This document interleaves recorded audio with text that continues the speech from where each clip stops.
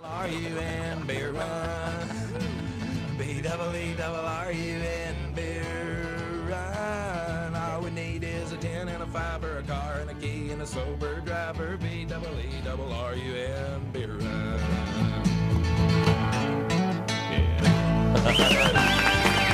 Live from downtown Dayton, Ohio for WTUE's Happy Birthday. Woo! It's the Bob and Tom. All right. Yeah.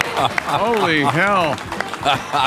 Good Lord. There aren't this many people alive in Ohio except at a meth lab. Wow. That was a good way to start. That's from fellow Ohioan Tom Griswold. Nice to see you. Thanks for getting up early, everybody. Wow.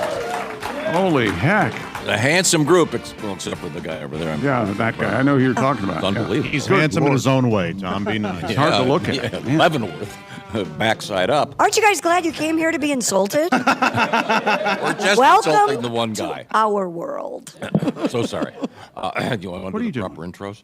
Huh? Oh, hi, Tom Griswold. Hey, Chick McGee. Here's Chick. I'm Chick McGee. There's Christy Lee. Be safe with me today, please. There's Josh Arnold. Hey, chick. Willie Griswold is here, and his morning. fabulous Ellie De La Cruz, Cincinnati Reds jersey. Come on, I'm pandering. Let's go. Let's go. I'm Chick, and here, right back to Tom. And we got a lot of letters to get to today because we have some interesting things we got talking. Not a lot going on in sports this morning. Major League Baseball just gearing up after the All-Star break. Summer League and the NBA. Of course, no NFL yet. No training camps. However, No Americans still playing at Wimbledon. However, yes. Just a bunch of foreigners that have names you can't pronounce that all sound like they're dirty words. Anyway. Vagina Klitzlight. Okay. Oh, I told you it's Kleit's light. oh, sorry. Please. Big news out of the sports world this morning is that Phillip Rivers is having another baby. No. If you're keeping track at home, that's 10. Yes, Yikes. 10. The 10th is on the way, and everyone's hoping for a boy. Why, do they have a lot of girls already? Seven girls, 2 boys Okay. so far. All right. Number 10 on the way. All right. Right, okay. And he's fully retired, right? He's not going to make a comeback.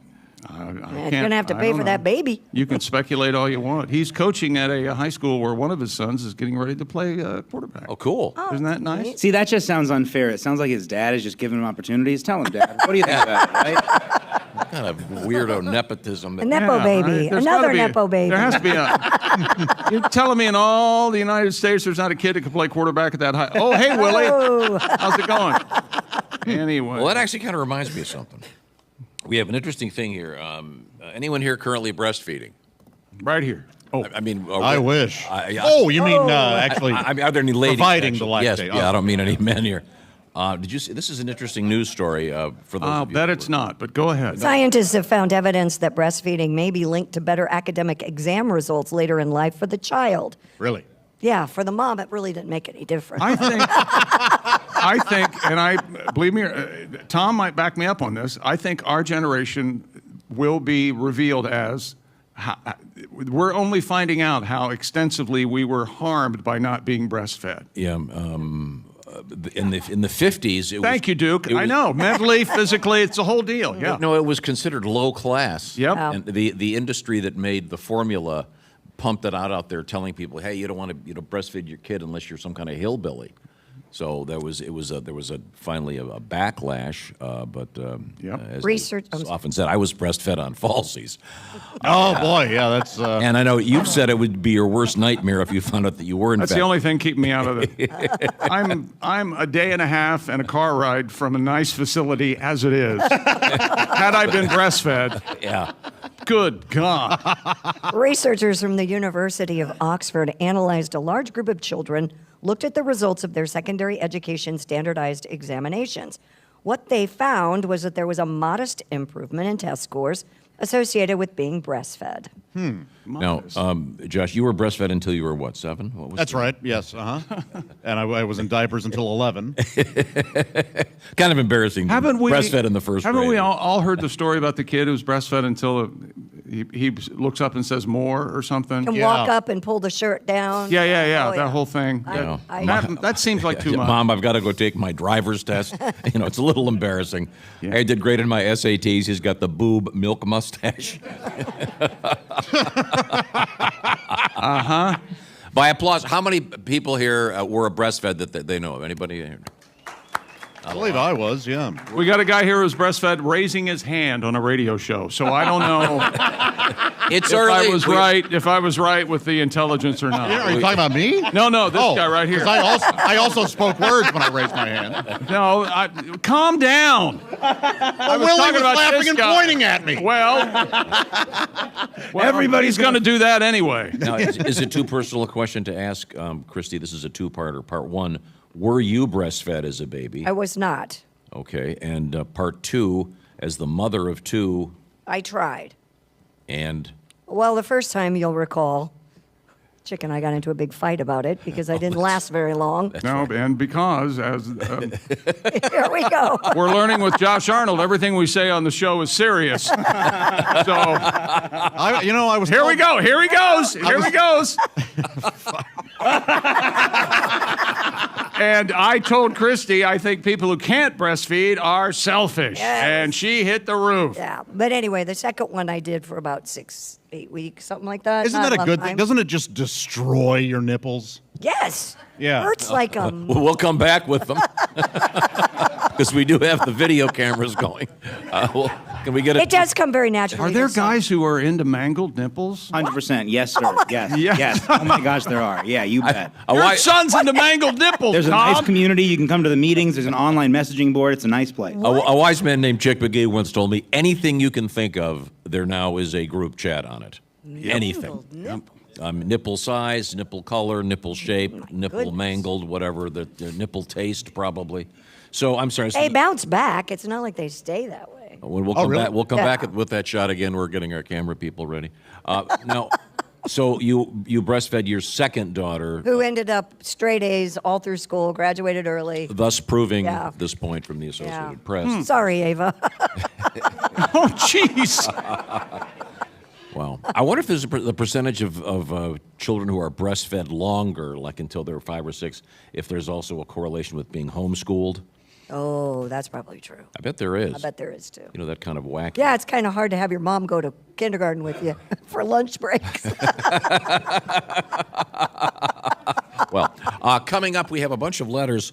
Big topic from yesterday's show I want to pick up again, which was, what do they call it? Sleep divorce? Sleep divorce. Explain yes. what that is. Sleep divorce is when you and your spouse decide to sleep in other rooms because obviously one of you is having trouble with the other and sleeping. So Now, I do know for a fact that Duke Tumatoe and his wife are not sleeping in their own room together because you have a large oak tree in it. Oh, it was a large pine tree. Oh, that sounds beautiful. 10-ton pine tree fell I on bet the it house, smells yeah. good though. Well, not really. It did till they took the tree out. Okay, but Yeah. you're okay now? Everybody's okay? We are, yes. Okay, thank you. good. Yeah, but it's interesting how many people don't sleep with their partner, whatever you want Right. to call it, for various reasons. And come sometimes back with it's that. good, sometimes it's bad. Christy, I don't want to get too personal here, but at present, you are not sleeping with your brand new husband. No, because I'm in Dayton and he's at home. That's a cheap excuse, but the reality is you have two separate residences. So Correct. not only are you in different beds, I mean, this is... Well, this is just temporary. It's not forever. He just You keep telling yourself that. Yes, Chief. Do you find it good to have the separate space? I enjoy I enjoy having the bed with the dogs every now and then. With the dogs? Yeah, the dogs sleep in the bed with me. Okay. How does he feel about that? He does not like that. Okay, I can... I don't want to get too personal, but did you breastfeed both your dogs? Or just... Well... Nicely done, Josh. We do have the band And here with there's us. a website for that. Yeah, probably. Oh, You know there is. No. Yes. coming up, we are at the Hub in the heart of Dayton, Ohio. And this is called the Tank? the Tank? Okay. And No, it's not the Hub. Oh, it's the Tank? I called it the Bank all day yesterday, and evidently it's the Tank. It's the And you Tank. called it the Hub? Well, there is a hub out there, but it's That's what the sign said in it's John. different. Look, I just got here, okay? I've been driving for 3 hours. I want to say hello to my fellow truckers. We have some great He guests. texted me yesterday. He goes, "How long did it take you to get?" I don't know. He also thinks he's a trucker. Your fellow trucker. I think I would refer to my vehicle as a small rig. I said, "I don't know, a couple hours, hour 45. He goes, "Thank you." And then this morning, evidently your GPS failed you. I took the Great Circle Route tour. I crossed some river twice. Was I supposed to do The that? GPS is only as smart as the person while paying attention to the GPS. And it's mad at me. It won't talk to me anymore. I don't blame it. I don't blame it at all. I'd stop talking because I have to stare at it. In any event, here we are. Coming in this morning, it'll be our good friend, comedian Roy Wood Jr. will be joining us. Right now, for some interstitial music, can we have Duke Tumatoe and the Power Trio play a little something so we can... Would you not ever say interstitial ever again? Background music. Instrumental music. You're going to do a little bit of commercial music for us, Duke. 1, 2.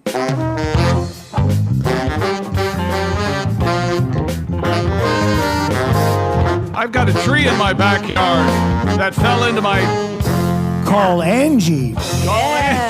That's what I was waiting for. Everybody was staring at me. I knew as soon as I started talking, call Angie. And I thought you were the one that was breastfeeding. Angie! Angie's made it easier than ever to connect with skilled professionals to get all your home projects done well. Look, if you own a home, you know how much work it can take. Whether it's everyday maintenance and repairs, getting a tree out of your living room, whatever. It can be hard just to know where to start. But now, all you need to do is Angie that. That's right. Find a skilled local pro who will deliver the quality and expertise you require. Angie has over 20 years of home service experience. They've combined it with new tools to simplify the whole process. Here's what you do. Bring them your project online or use the Angie app. Answer only a few questions, and Angie can handle the rest from start to finish. Or help you compare quotes from multiple pros and connect instantly. That means you can take care of just about any home project in only a few taps. Because look, when it comes to getting the most out of your home, you can do this when you Angie that. Download the free Angie mobile app today or visit Angie.com. That's ANGI.com. Thank you very much, Josh Arnold. Thank you, Angie. We'll be introducing you to Duke Tumatoe, the Power Trio, and the Brass-to-Mouth Horns when we come back. We'll get some music out of Duke. Once again, we are live in Dayton, Ohio. Be right back. This is the Bob and Tom Show.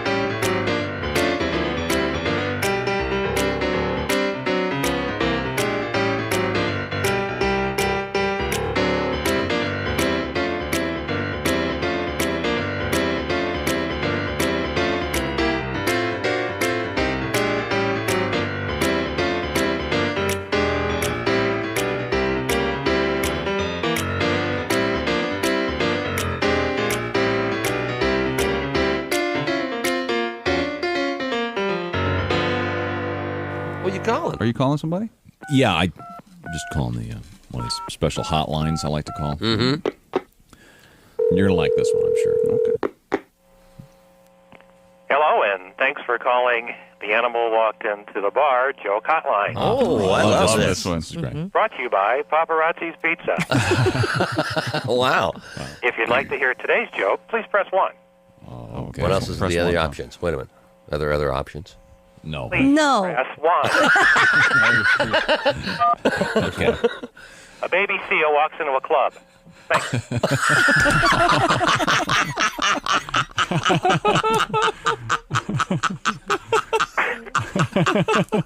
If you'd like to hear...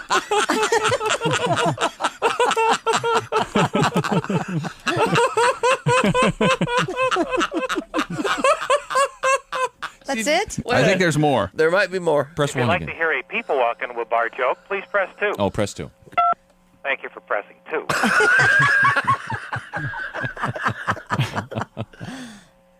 A Mexican, a Polish guy, a rabbi, and a priest walk into a bar. The bartender looks up and goes, "What is this, some kind of joke?"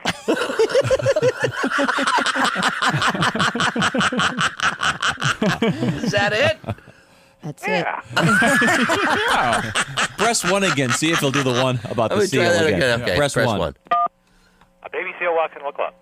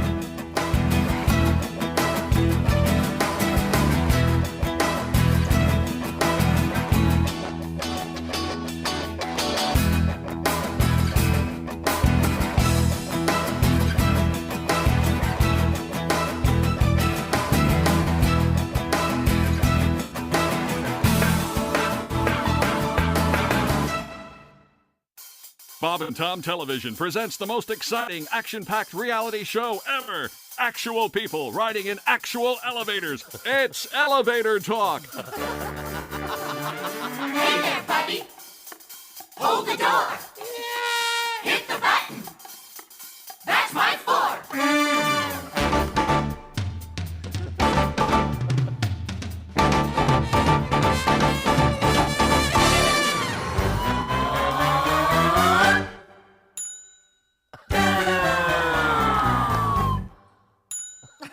Don't take the stairs. You don't have to walk.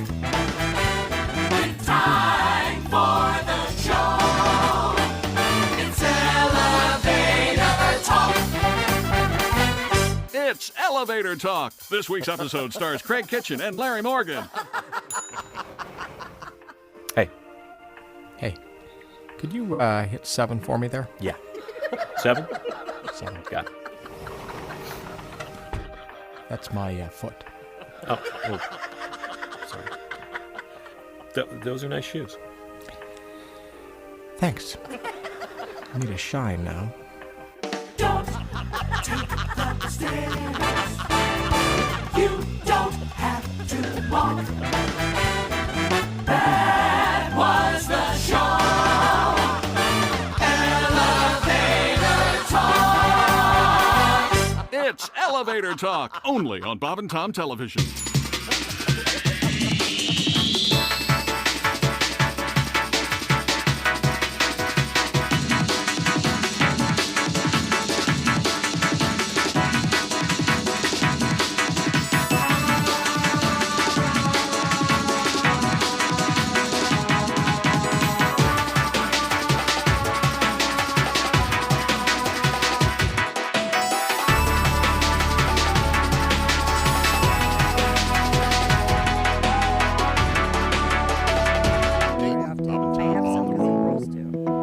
Oh, they like it. Hey, welcome back to Dayton, Ohio. It's the Bob and Tom Show live for the TUE birthday bash.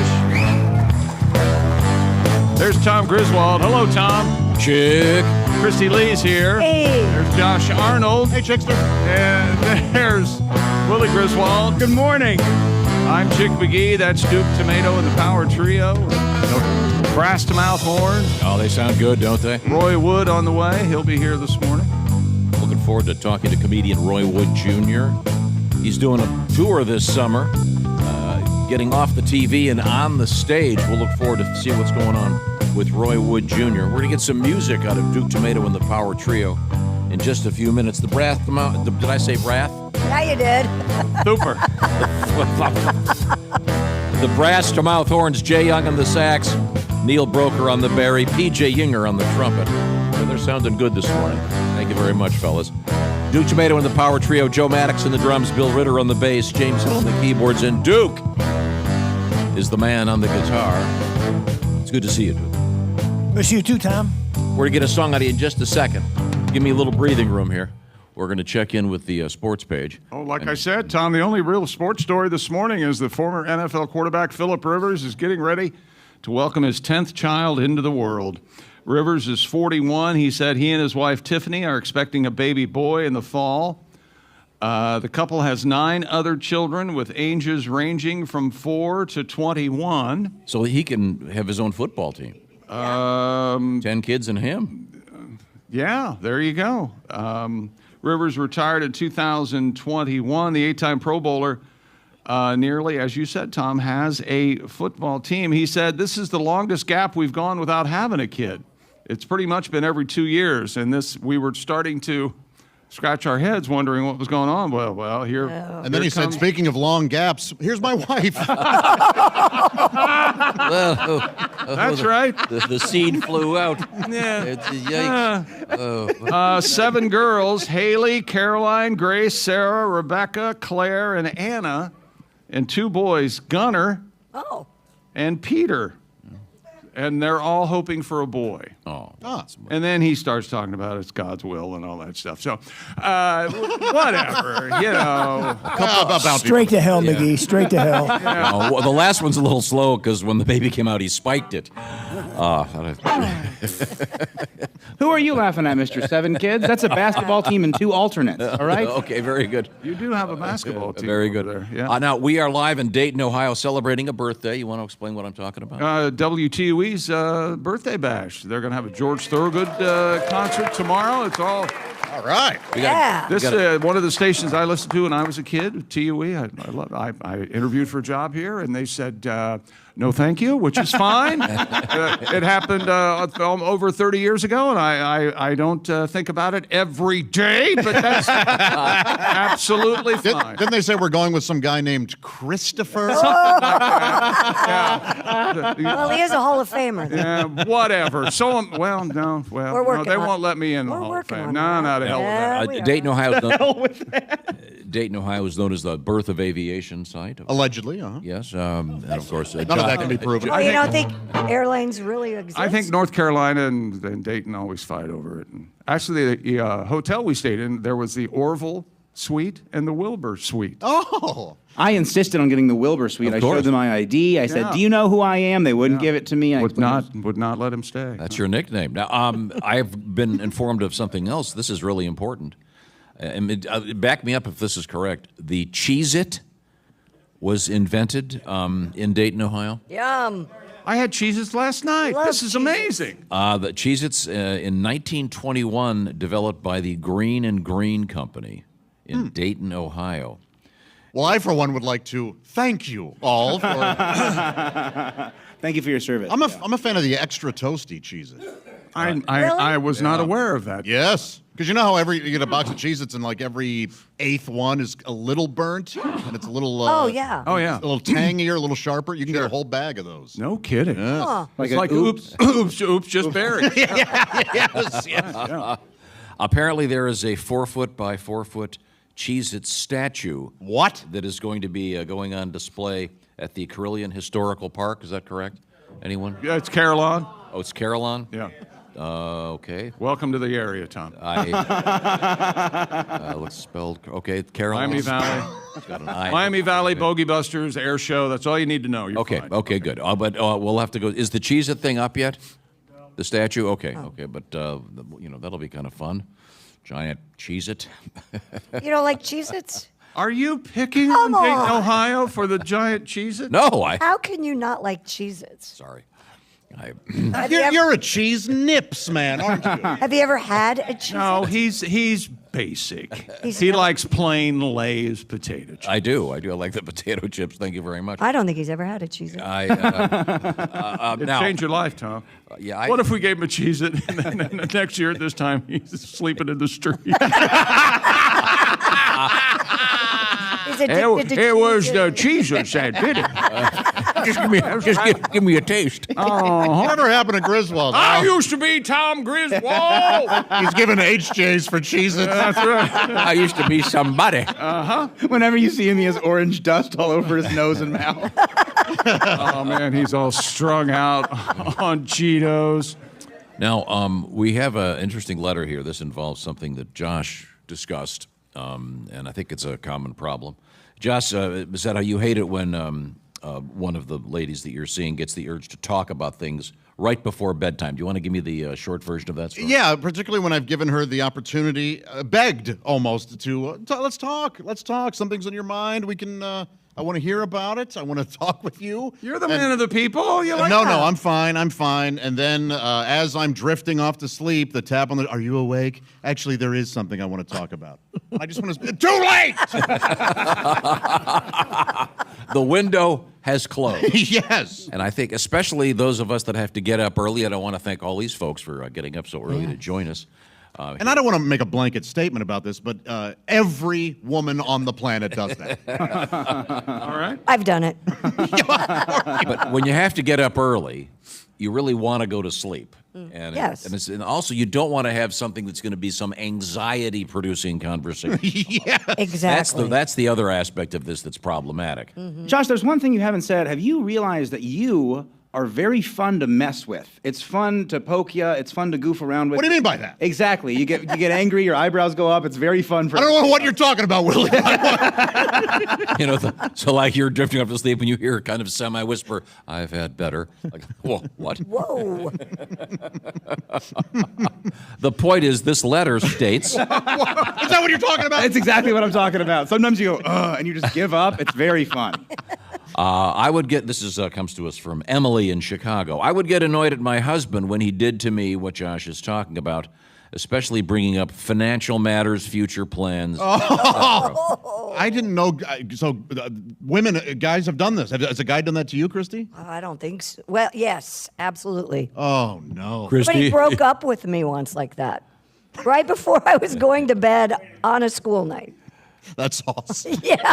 And he said, "Please leave me." Awesome. Did he say, "Please leave me my severance pay"? You're known. do you not wait till You're known for your quality severance package. He couldn't go one more day? and one more night of sleep. He couldn't. Whose bed was it? Mine. Even worse. He couldn't be unconscious next to you any longer. I guess not. To solve this issue, Emily in Chicago said, "We have created what we call Taco Tuesdays." Okay. Many of us do a Taco Sure. Tuesday of our own at home. However, for us, it stands for travel, accounting, commitments, and obligations. We save our responsible adult topics all week until Tuesday evening. Then we discuss everything on the agenda during a homemade dinner and after-dinner drinks. No TV or phones allowed. I had a girlfriend who wanted to do this. It was also on Tuesdays, but I refer to it as "see you next Tuesday." Yep. Is that an acronym? I think you can figure it out. Well, thank you very much. That sounds like a reasonable idea. You get it all. Oh, it sounds horrible. And there's no damn tacos. What? Is anyone else Right? fired up about that? Hopefully Yeah. they are eating tacos. Yeah, though. hopefully. I assume that the homemade dinner is in And fact- they've just created something else to fight about or argue. Oh, well, you can't talk about that till Taco Tuesday. What are you trying? All right. I kind of like that idea, though. That seems reasonable to me. It's better than right before bed. That's for sure. Yeah, it's also the anxiety-producing stuff before bed that I really can't. Now you can't sleep and you're thinking about it. Yeah, tell me about it. We have Duke Tumatoe and the Power Trio with us. Let's get some music from you, Duke. It's good to see you guys, and I know that Duke is going to be on the road. A number of stops coming up, including Chicago at the famous Kingston Mines. That'll be a week from tonight and next Saturday as well. Also, you've got something coming up in Anderson, Indiana with the Horns. You're going to be there Sunday, July 23rd for a special bicentennial bonanza. Nope, bicentennial. Bicentennial bonanza, in which Yeah, we will be. That's over 200 kids. That's the bicentennial. Unbelievable, ladies and gentlemen. So 100 pairs? Bicentennial. I'm so I sorry. Centennial. I need more light. Yeah, there you go. That's what I it is. think you need an Adderall or something. Also, a Friday, July 28th at Buddy Guy's Legends in Chicago. These are great sites for, of course, Duke Tumatoe and the Power Trio. And then in St. Joseph, Michigan, Saturday, July 29th at the Sandbar and Grill. And I will not be able to attend that show. I will be in the state of Michigan, however, for a secret Everything's broadcast. about you, isn't it? Wait, whoa. Did you Whoa, say wait a minute. secret broadcast? Up. What are you talking about? Talking about a secret broadcast? Where? Michigan. When? Huh? You should probably tell It's that secret. Even he doesn't know about it. Oh, I know about it, but I'm not telling you guys. All right. Can I ask why? Do you like people to hate you? Is that why? Yep. I like the Bob and Tom Show. How about you? Yeah. Let's just have a real wild Bob and Tom Show. What you say we do, we'll get loose. Yeah. Loose! Let's get loose. Open up your eyes. Time to realize we need to get loose. Work is good, but it's not that good. When the work is through, it's time for me and you to get loose. Let's get loose. Like Philip Rivers' wife's cooch. Open up your eyes. Time to realize we need to get loose. Number 10's just going to walk out. Let's get loose. Let's get loose. Let's get loose.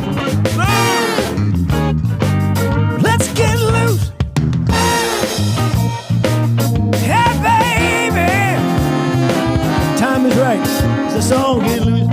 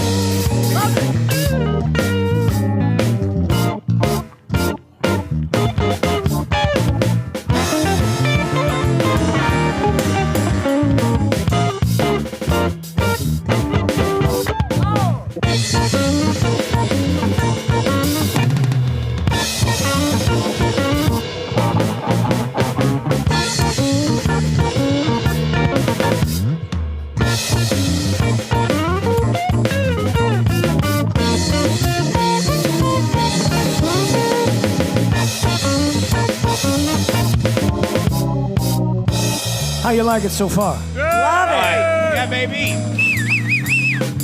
This is a group participation song, and the next verse of the song I will say, let's get loose. And when I point to you, please say loose. Loose! Wow. We'll work on it. We'll get there. Here we go. Let's get loose. Loose. Let's get loose. Loud as you can this time. Let's get loose. Loose. In falsetto. Let's get loose. Loose. I love that part. Hey, baby. Tonight must be the night. Let's us all get loose, Jim.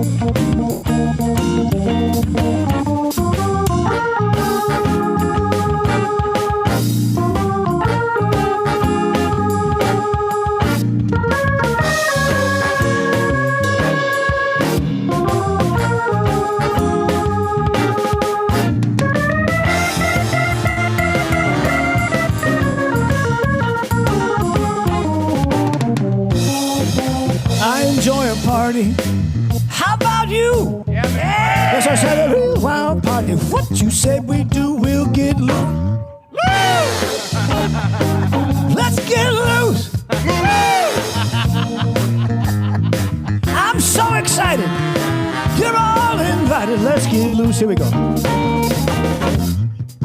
Let's get loose. Yeah. Let's get loose. Loud as you can. Let's get loose. In falsetto. Let's get loose. No trouble here, police. Give the band a cheer. Let's get loose. Loose. Yeah, man.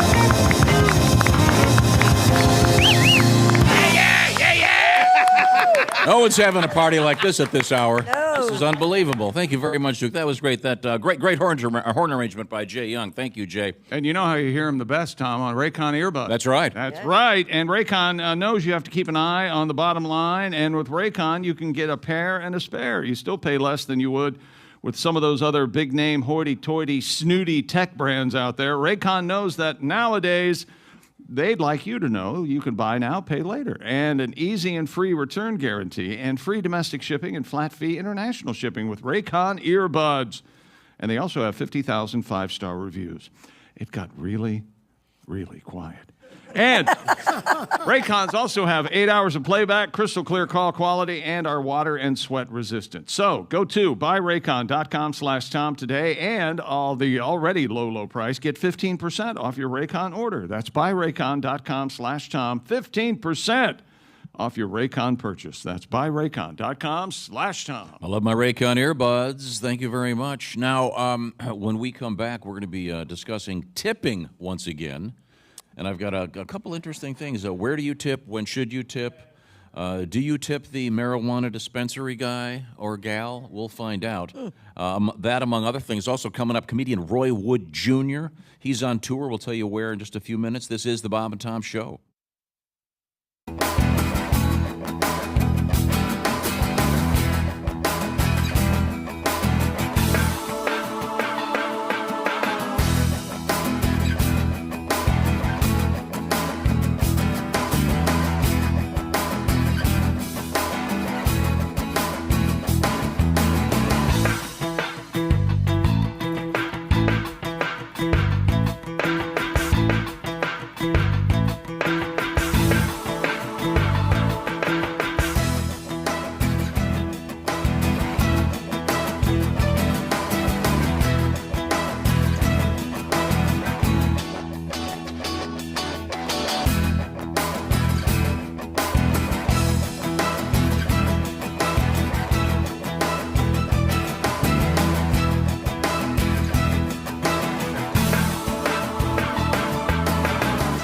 A new study says that people who think they've seen a UFO or a space alien appear to be just as intelligent and psychologically healthy as other people. You and I. A report in the November issue of the Journal of Abnormal Psychology says that researchers found that UFO reporters scored no worse than other people on tests of psychological health, intelligence, and fantasy proneness. So people who see UFOs aren't just like weirdos? No. UFO claims are real. He's just saying that the people are not as loony as some had suspected. We have a caller here, apparently. Boarding Q95. Oh, yes, Bob and Tom. Yes. Yes, my name is Benjamin Johnson. I'm a noted lawyer, and I'm proud to say that I've seen UFOs, and I'm glad to finally a report has come out letting people know that we're not abnormal or lunatics. We're just everyday people like yourselves that have seen UFOs. Really? So you've actually seen one? Yes. I spotted one evening coming home from work late one night, and had some green and blue lights and hovering above the ground. Have you ever been aboard a UFO? Well, as a matter of fact, I have. You have? It abducted me and took me up for a little ways, and it seemed to perform some type of experiment. I don't really know exactly what it was, but I just want people to know that I'm not a lunatic. This is something that happened, and people should be a little more open-minded about this thing. And we should all just try to get along and not imply that we're lunatics just because we happen to have seen you. So obviously, you said you're an attorney. Yes, I'm an attorney of law. Offices.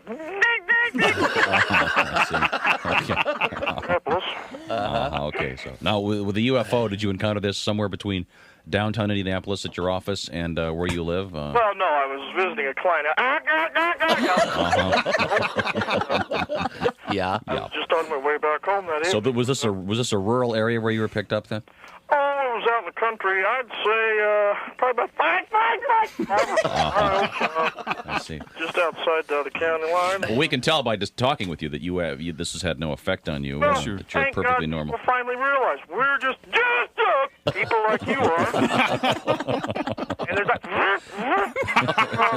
So anyway, I see. Well, would you hang on just a second? sure. Hang on, I'll be off the phone in a minute, Timmy. Fellas? Yeah. I've got to go. My leprechaun's calling.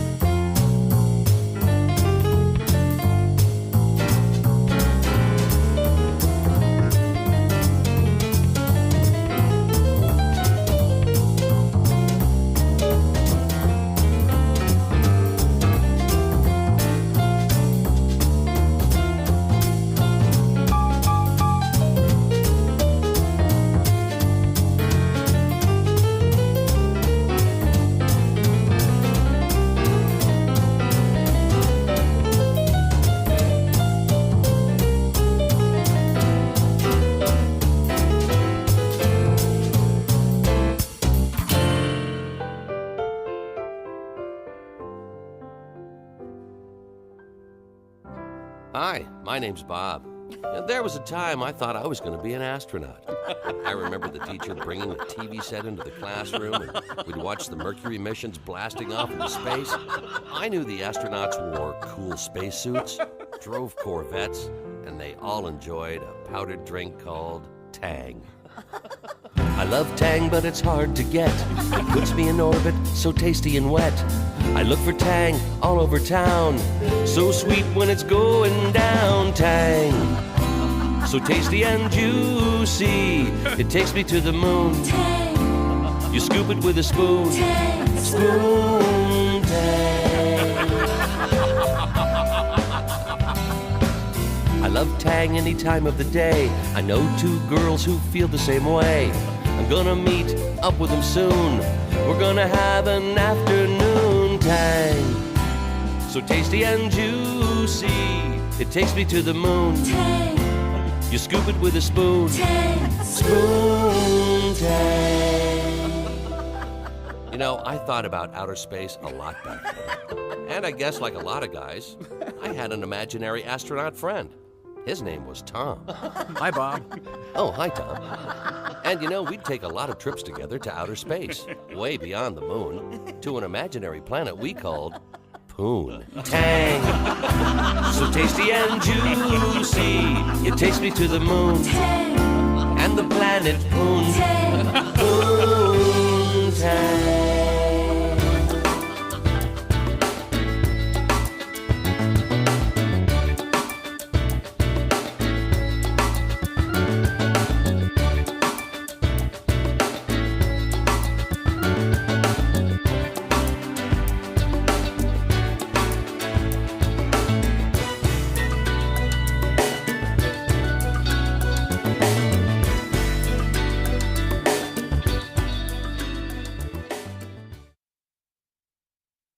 Oppenheimer, they walked out. The actors had to walk out. They had to walk out. Hey, welcome back to the Bob and Tom Show in downtown Dayton, Ohio. Good morning. Yeah, baby. Celebrating WTUE's 47th anniversary. Big George Thorogood concert tomorrow. And I guess we're opening for George. Hello, Christy Lee. Hi, Chick McGee. Hello, Josh Arnold. Chick. There's Willie Griswold. Good morning. Tom Griswold. I'm Chick McGee. Good morning. Chick. Hey. Got a live band here, ladies and gentlemen. Yes, sir.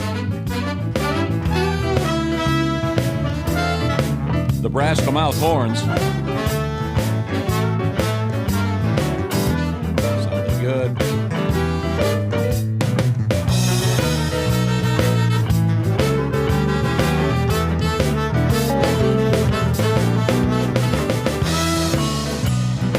So nice. Duke Tumatoe and the Power Trio, ladies and gentlemen, live with us. Now, this room is officially called what? The Tank, I think. The Tank. Is it the Tank at the Hub? That sounds right. Yeah, the Tank at the Hub. It's a beautiful room. Great room. Big circle with a great crowd. Joining us a little bit later on, it'll be one of our favorite comedians, good friend of the show for many, many years. Roy Wood Jr. will be joining us. Looking forward to talking to Roy. Right now, we're going to let Duke and the boys take a short break. Now, I think you'll find this next story interesting, especially Willie. We were talking about... Is it about weed or boobs? What are we talking about here? Weed. Tipping in contemporary culture has taken an interesting turn. Many times when you pay for things now, you will put a card in a little computer gizmo. They spin it around, and it'll say, do you want to leave a tip? Clear as mud. You know what I'm talking about? An iPad, yeah. Yeah, but it's sometimes on a stand, sometimes it's Right. sometimes then it's this. Oh, sure, yeah. This handheld thing where the Right. waitress. No, yeah, continue, please. The waitress gives it to you. It's very awkward. You realize the more you explain it, the more confusing it gets. Right, but That's the point okay. is, Okay. I was reading this article about this particular thing, and there are some cases where do you tip or not? And in this one case, this guy had gone to his vet, and the vet had done surgery or whatever, and then when they spun the thing around, do you want to leave a tip? Have you had surgery on your dog lately? Yeah. They don't need a tip. Yeah, so where does this end? So then I have this letter right here. Dear Bob and Tom Show, for example, I recently had my car's the oil changed at a major chain store. When it was time to pay, I handed the credit card machine. It included suggestions for tip amounts. Is that? I don't tip at the oil change store, do you? No. Yeah, I usually do, but not on the. I usually just hand the guy some cash. You over God, you tip everybody. Okay. Yes. Whoever just yelled that, you're ruining it for everybody. We're all going to have to start. Okay. Now, so this leads to the question. Why didn't you tip Jess when she brought you coffee just a minute ago? That's the final letter we have. Read this letter, Christy. You'll see. Go ahead. Go ahead. Okay, on tipping. Good morning to the best damn radio show. Well, thank you, Brian. Tom should start tipping everyone for doing a good job on the show. Wow. So right here in the dais, I'd be tipping 3 people. Somehow I feel like I was left out. Is that true?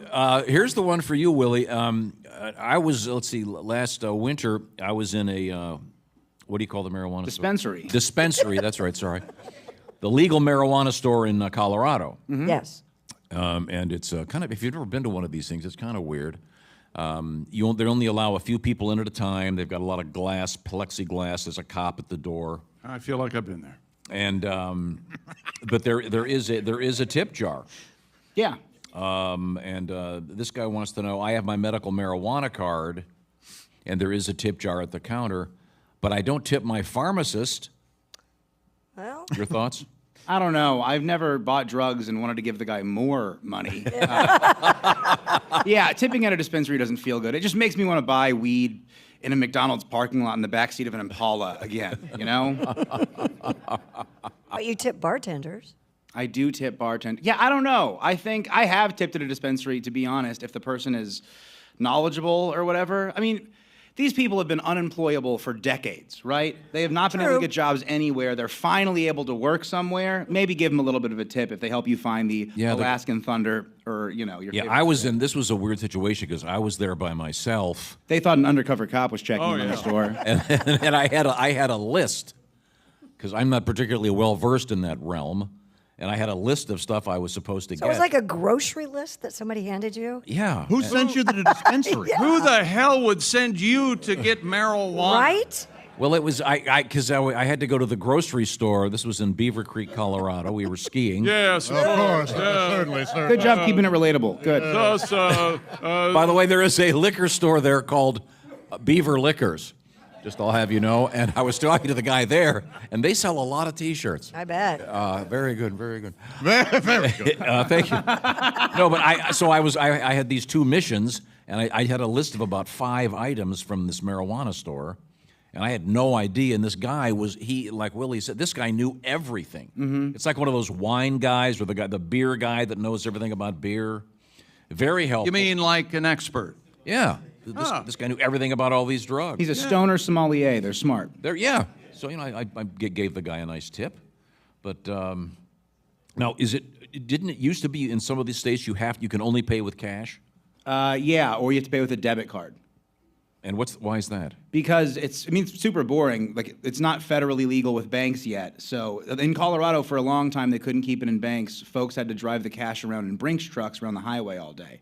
It's a complicated legal gray area. Okay, very good. Now, where is the state of Ohio where we're broadcasting from today? Where is the state of Ohio in the world of marijuana? Legal? Yeah! It is in the Midwest. Yes. Yes. Well, whoever shouted that obviously stoned. So I'll direct the stoner questions to you. Is this medical marijuana legal or legal? Everything's legal. Okay. Now we all know that's a scam, right? Okay. And is the liquor industry preventing you guys from having full legal marijuana? Is that what's going on? Are they lobbying to? Okay, that's usually the case. They do that in many states. He asked a question, answered it, and heard nothing but the own voice in his head. I heard the stoner guy shout out. Where does the state stand in the Midwest? When I was coming in yesterday, there was an accident on 75, so I was rerouted by my GPS into a fine neighborhood. But I saw my first drive-through liquor thing. Beverage dock, yeah. Yes. Oh, it's wonderful. It was like just a little garage. Sure, you get a sixer and some pretzel rods. Absolutely. Get some Little Kings. Drive around there. Drive around, man. I was stunned. Welcome to Dayton, baby. Woo! Drive-through booze. Yes. That's interesting. It Now, was. Are those state stores or are they? No, they're private carry-outs. enterprise. Yeah, Okay. they call them carry-outs, but you drive-through and drive-throughs. Yeah, carry-out drive-through. Can you open it right there? And you can. I always used to joke that they would open it and pass it to you through the window, but they won't do that. Okay. All right. Coming up, we're going to get some music out of Duke Tumatoe and the Power Trio. Plus, we're going to talk with a very fine comedian and a good friend of the show, Roy Wood Jr. will be joining us live and in person. Roy, by the way, I should point out, is on his way to the Funny Bone in Liberty Township, Ohio, Greater Cincinnati. And we'll talk Here, to Roy. Liberty. Liberty. Thank you very much. Heel, boy. Be right back. This is the Bob and Tom Show. Got something to say?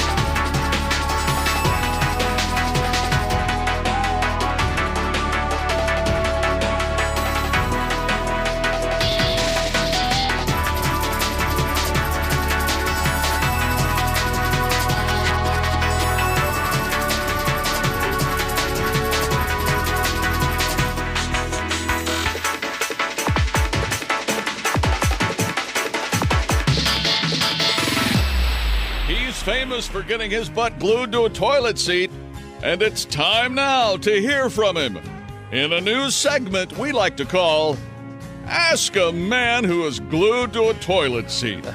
We have the man who is glued to a toilet seat on the line, so let's go to the phones for your questions. Hello, you're on the air. Hi, thanks for taking my call. Listen, I've been dating this woman for a couple of months now, and I'm starting to have real feelings for her, but none of my friends seem to like her. What should I do, man who's glued to a toilet seat? Help! Somebody help me, please! Can anybody hear me?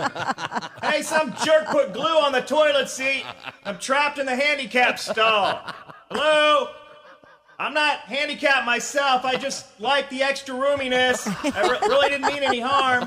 I just figured even if Stephen Hawking is here picking up a few sheets of plywood, what are the chances of him needing to pinch one off at the exact same time I do? And I apologize if handicapped isn't the correct term. What is it they prefer? They're conveniently parked? God, why won't someone get me out of here? Or at least throw me a magazine. We've got time for one more call. Hello, you're on the air with the man who is glued to a toilet seat. Hello, long-time listener, first-time caller. I work in an office, and I've developed a huge crush on my married boss. And I think the attraction is mutual. What do you think I should do, man who's glued to a toilet seat? Hey, is that someone using the urinal? I can hear you out there. Turn off your damn iPod, you self-absorbed little puke. You worthless crumb of human flatulence. You pimple pancake. Ow, my cheeks are burning. Look, it's not the good kind of burning, like the kind you get after you've slipped the hooker an extra 50 to spank her with your hairbrush. Can you hear me? Someone help me, please. God, I can't believe this is happening to me. Again. Ooh, that's refreshing.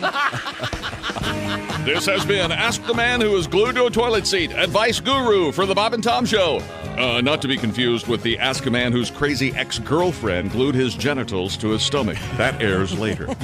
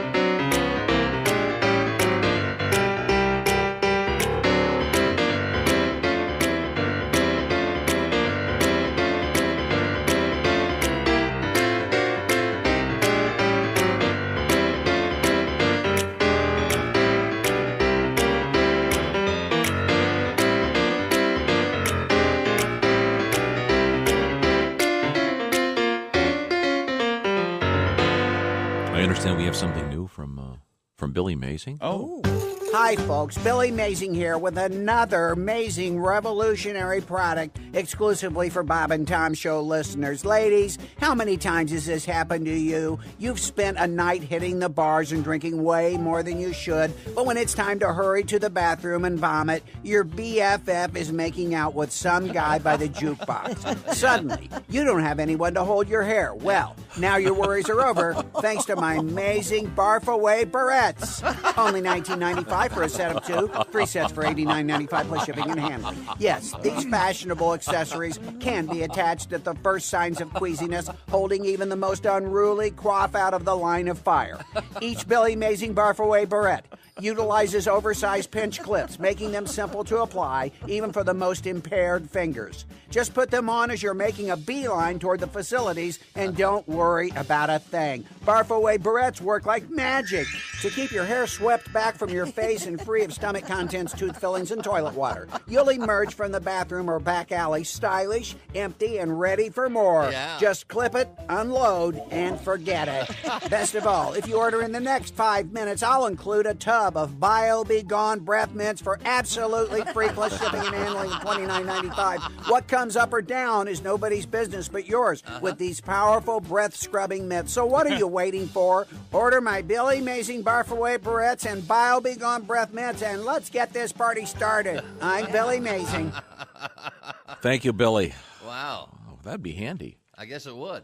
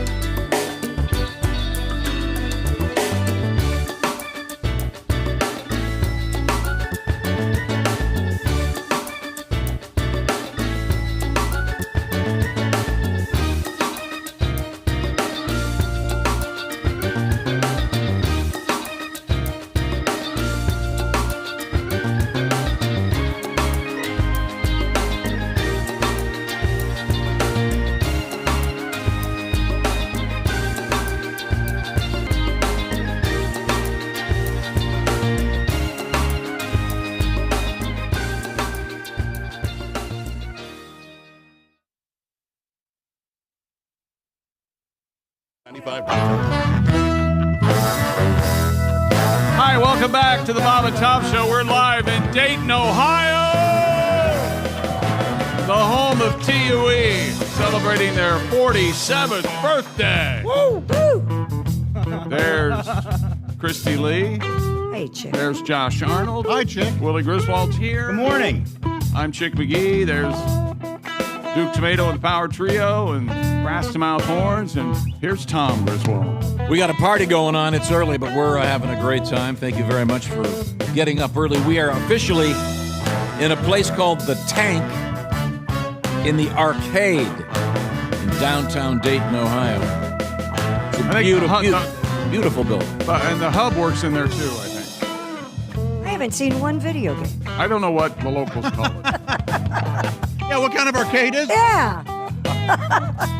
Willie, have you seen it in a video game? Did they used to make pinball machines here or something? Is that why they call it the arcade? Or I don't know. But it's a great room. It's a big circle with a great crowd. Give yourselves a round of applause for getting up so early. Yeah. Thank you very much. This kind of looks like James Taylor's Wet Dream, doesn't it? This size venue with the round. Oh, it's great. Fine rain. Oh, you're a fan, huh? So respectful. I love James. Thank you very much. We'll hear from Duke in just a second, ladies and gentlemen. You're not a James Taylor fan? I love James Taylor.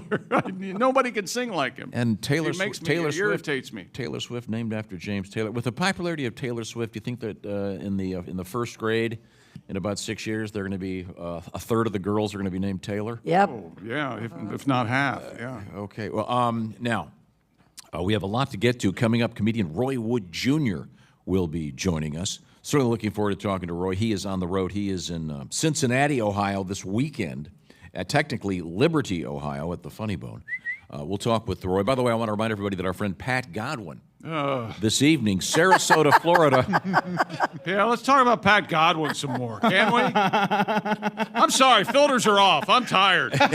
He'll be filming his television special, which will not feature Chick McGee. And that's part of it. Yeah, in I'll be Sarasota. honest. So if you want to go to McCurdy's, you can see Mr. Godwin this evening and tomorrow and Sunday. But that'll be fun for Pat, filming his TV show. Isn't that great?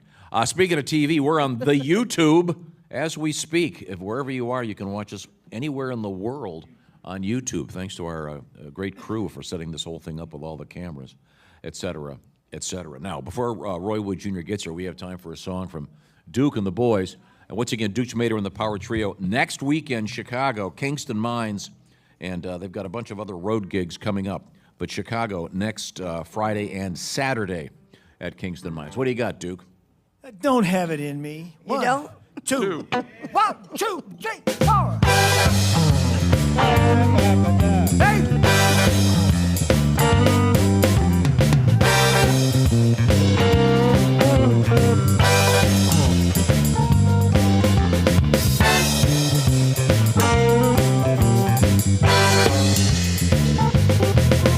From early in the morning till late at night, she's telling me I can't do nothing right. I can't take it. What can I say? Pack my bag, make a getaway. Yes, for sight, miss. Yes, for sure. Don't have it in me to put it in her no more.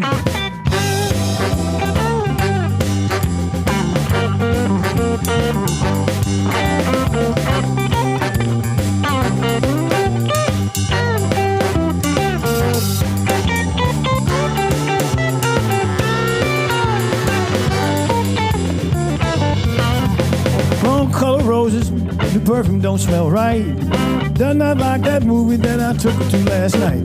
I work too much, but I'm always around. Her voice can be an irritating sound, man. Yes, for 7 days, yes, for sure. Don't have it in me to put it in her no more. Well, I don't have it in me. Don't have it in me. Don't have it in me. Don't have it in me. Don't have it in me. Don't have it in me. Don't have it in me. Don't have it in me. Yes, for certain. Yes, for sure. Don't have it in me to put it in her no more.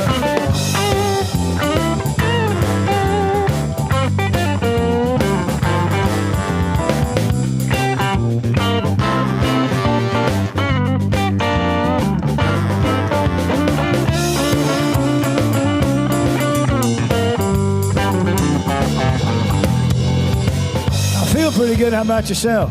I feel good. You wanna sing a song, Christy, about your husband sleeping in another house or something? No, but I have a verse. Oh, you do? Yes. God bless you. This is a first. I know. It might be my last. Here you go. 2, 3, 4, 1, 2. Every morning I sit here just trying to do the news. Yet there you are, never letting me get in a word. That's right, Tom. It's for certain, it's for sure. I don't have it in me to put up with you anymore. Yes, certain, baby. Yes, Michelle. Don't have it in her to put up with you anymore. I was sure word was going to rhyme with turd. Well, I could have, but I was being nice. Thank you very much. Who's up next? Dad, you got one? Kind of. You got one? I think you should go first. You have a little rebuttal for Christy, right? No, you go. No. Here we go. You ready? All right. Now, this is a song about being in a car with my girl. Oh. Don't go left, go right. I got But that somehow I'm never right. I've got her talking in my ear. No, don't park here. It's for certain. It's for sure. I don't want to ever drive with her no more. I don't want to drive with her no more. I don't want to drive with her no more. That's not the right place to park. I said go left. I don't want to drive with her no more. These are wrong. You're causing accidents. Yes, for certain, baby. Yes, for sure. Time to want to drive with her no more. You're Here right. we go, everybody. All right, Willie. Do what you want. We're gonna have a little bit of fun, you guys. Wake up early, yeah, we got a show. We're going to Dayton, Ohio. Yeah. A show at 6, alarm goes off at 4. I don't know if I can do this anymore. 1 Adderall, 2 cups of coffee, just so my dad can drive us all crazy. No, I don't.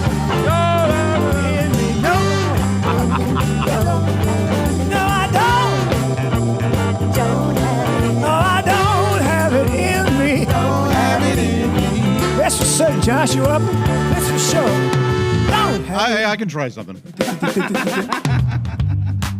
You know, I'm kind of kinky. I'm kind of weird. Got these glasses, got this beard.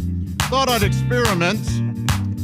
I've got a handsome mug. I thought I'd try something with a butt plug. Turns out it's not for me. I don't have it in me to put it in me no more. Don't have it in me. Don't have it in me. Don't have it in me. It's in the butt. Don't have it in me. Don't have it in me. Not in the butt.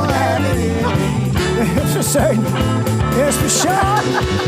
Doc don't have it in him to put it in him anymore. I said I don't have it in me. Don't have it in me. I don't have it in me. Don't have it in me. No, I don't have it in me. Don't have it in me. Don't have it in me. That's for certain. That's for sure. Don't have it in me to play the song in the show anymore.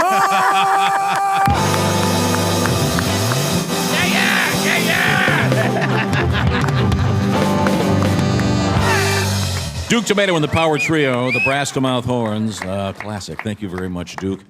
That kind of interesting leads to something. We got a letter a couple days ago. We were talking about the Fight that kid up, or I'm caught up for you. Hi, sweetie. How are you? You gonna dance for us, sweetie? She loves the She's band. having a good time. We got a little one here. We had a we were talking about the so-called furries. Oh, yes. Which is a certain group of folks that enjoy, for whatever reason, dressing up as animals. There may be a adult sexual component to this. I'm not sure. The person I saw that was doing it was in a line at a Chipotle at a mall. They were right in front of me, and I couldn't help but notice they were wearing kind of short shorts, and there was a tail sticking out of the lower area. And then I was informed later on that's held in with a so-called butt plug. Or it's just on. And someone. Who would tell you something that silly? Well, and then so someone was listening, and they sent us a letter, and you'll have to Google this on your own. Do you realize you can buy LED light-up butt plugs? Oh, really? Online. Oh, and I mean, there are. Sure, why not? You can buy them, but honestly, they're kind of hard to return, so make sure you get the color you want. And it shows this woman. It's kind of in a dark room, and it. You ever see those trucks that have the lights on the underneath? Oh, yeah, of course. When they drive by, it looks kind of cool. Uh-huh. So this woman's. It's like she's lit from the. Underneath? From the mommy parts down. If you're following me here. How about that? As far as I'd like to. And the light is being, it's the socket is actually the anal cavity, if you will, at sort of where the gluteal cleft has the. And I'm uncomfortable. Okay. I don't think you need to learn about anything new. I think you know enough, and you should just stop learning things because you do, and it gets so weird, man. But there are dozens of these. There are dozens of these available. You could. I mean, it's hard enough to pick your earrings, ladies, but you've got to pick the color of your LED butt plug. It's all out there. You're wearing that. Anyway, it's out there. Several people will be Googling that later on, and you're welcome. Right now, the Bob and Tom Show is sponsored by BetterHelp. Too many choices in this life, I say. It's very confusing out there. Perhaps it's time to help yourself so you can help everybody else. That's where BetterHelp comes in. It's all about therapy. It's also about using contemporary technology to get involved with a therapist. What I'm talking about here is you take a little kind of a quiz, if you will, just asking you some questions about what you're up to, what you want to do, what you want to find out about your life. And they'll try to match you with a licensed therapist. By the way, you can switch therapists at any time for no additional charge. And it's all done online, not just finding the therapist, but the therapy itself. So you could do it as if you were on the phone talking, or you could do it even texting back and forth, or with a video, like you're on a Zoom call. It's BetterHelp. Let therapy be your guide to getting yourself sorted out and feeling better. Visit BetterHelp.com/BT Show today to knock 10% off your first month. That's BetterHelp.com/BT Show. BetterHelp, H-E-L-P. BetterHelp.com/BT Show. And the Bob and Tom Show right now is sponsored by BetterHelp. Coming up, we'll be joined by comedian Roy Wood Jr., and we have some interesting stuff in the world of news we'll get to keep you informed. And thanks to everybody in Dayton, Ohio, celebrating the birthday of TUE Radio. Yes. Thanks for having us, and thanks for getting up early to join us. We've got a great crowd here. This is the Bob and Tom Show.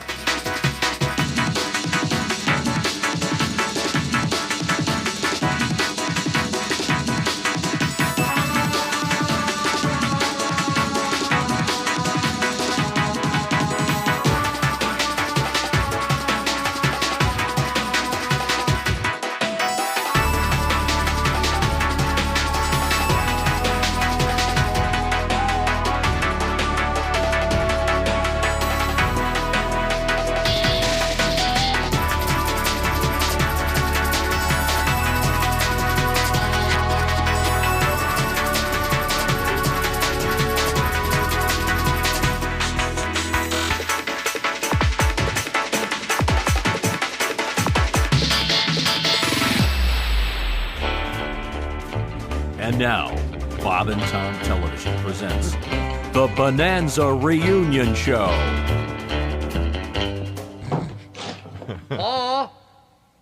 Hoss? Little Joe? Hoss? Little Joe? The Bonanza Reunion, only on Bob and Tom Television.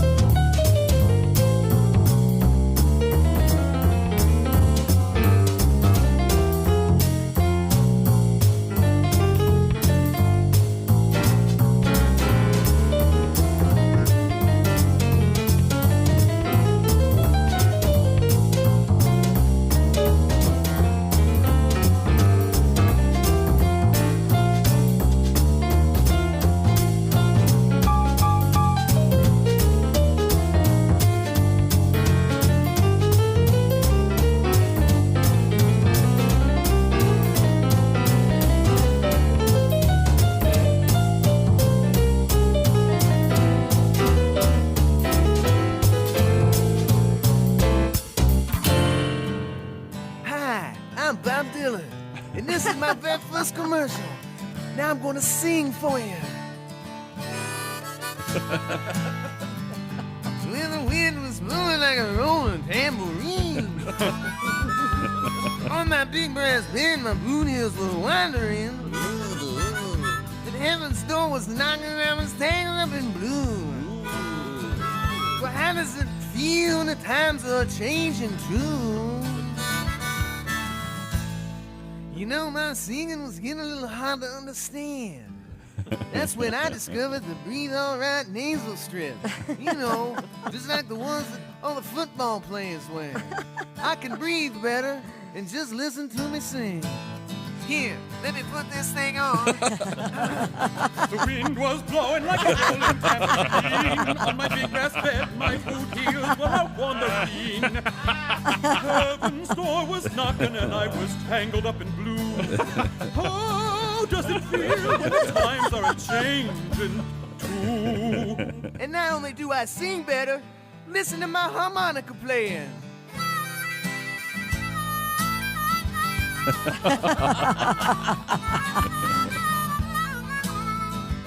And now listen, I can even play the guitar better too.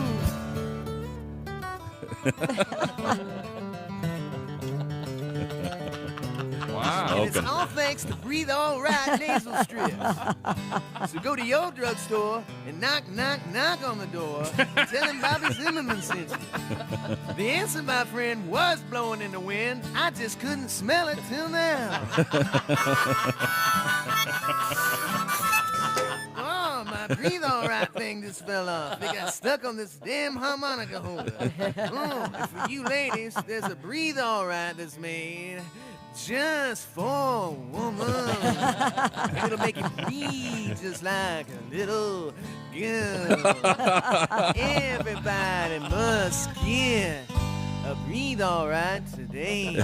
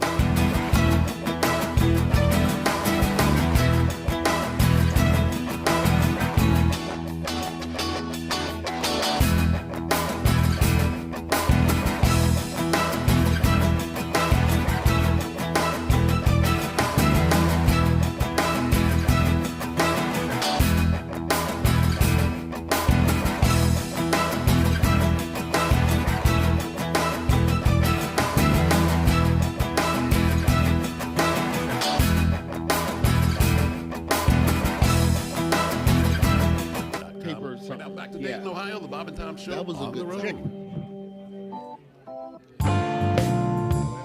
Welcome back to Dayton, Ohio. It's the Bob and Tom Show for TUE's birthday party. They're turning 47. We're in downtown Dayton, Ohio with the Bob and Tom Show. There's Christy Lee.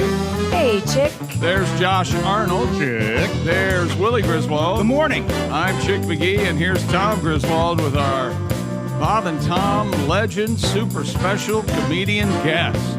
Wow. Yeah. Very exciting. My man. Ladies and gentlemen, from Birmingham, Alabama. Yeah. Roy Wood Jr. Yes.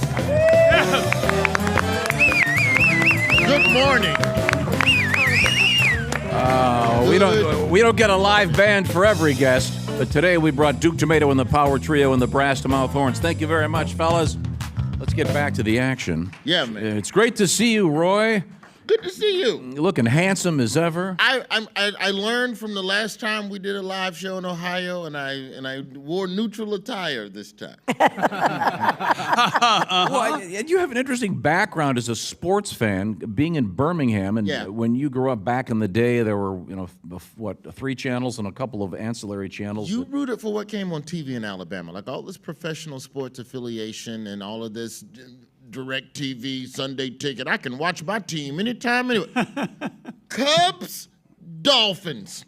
That's it. Yeah. That's what came on TV. Yep. The Braves came on at night. My dad wouldn't give up the remote. He was a jerk. So I had to watch the Cubs during the day when I didn't have to fight anybody in the house over the cable. Those were not good years. No, we're talking like 80, 85 through whenever they won it, 2016.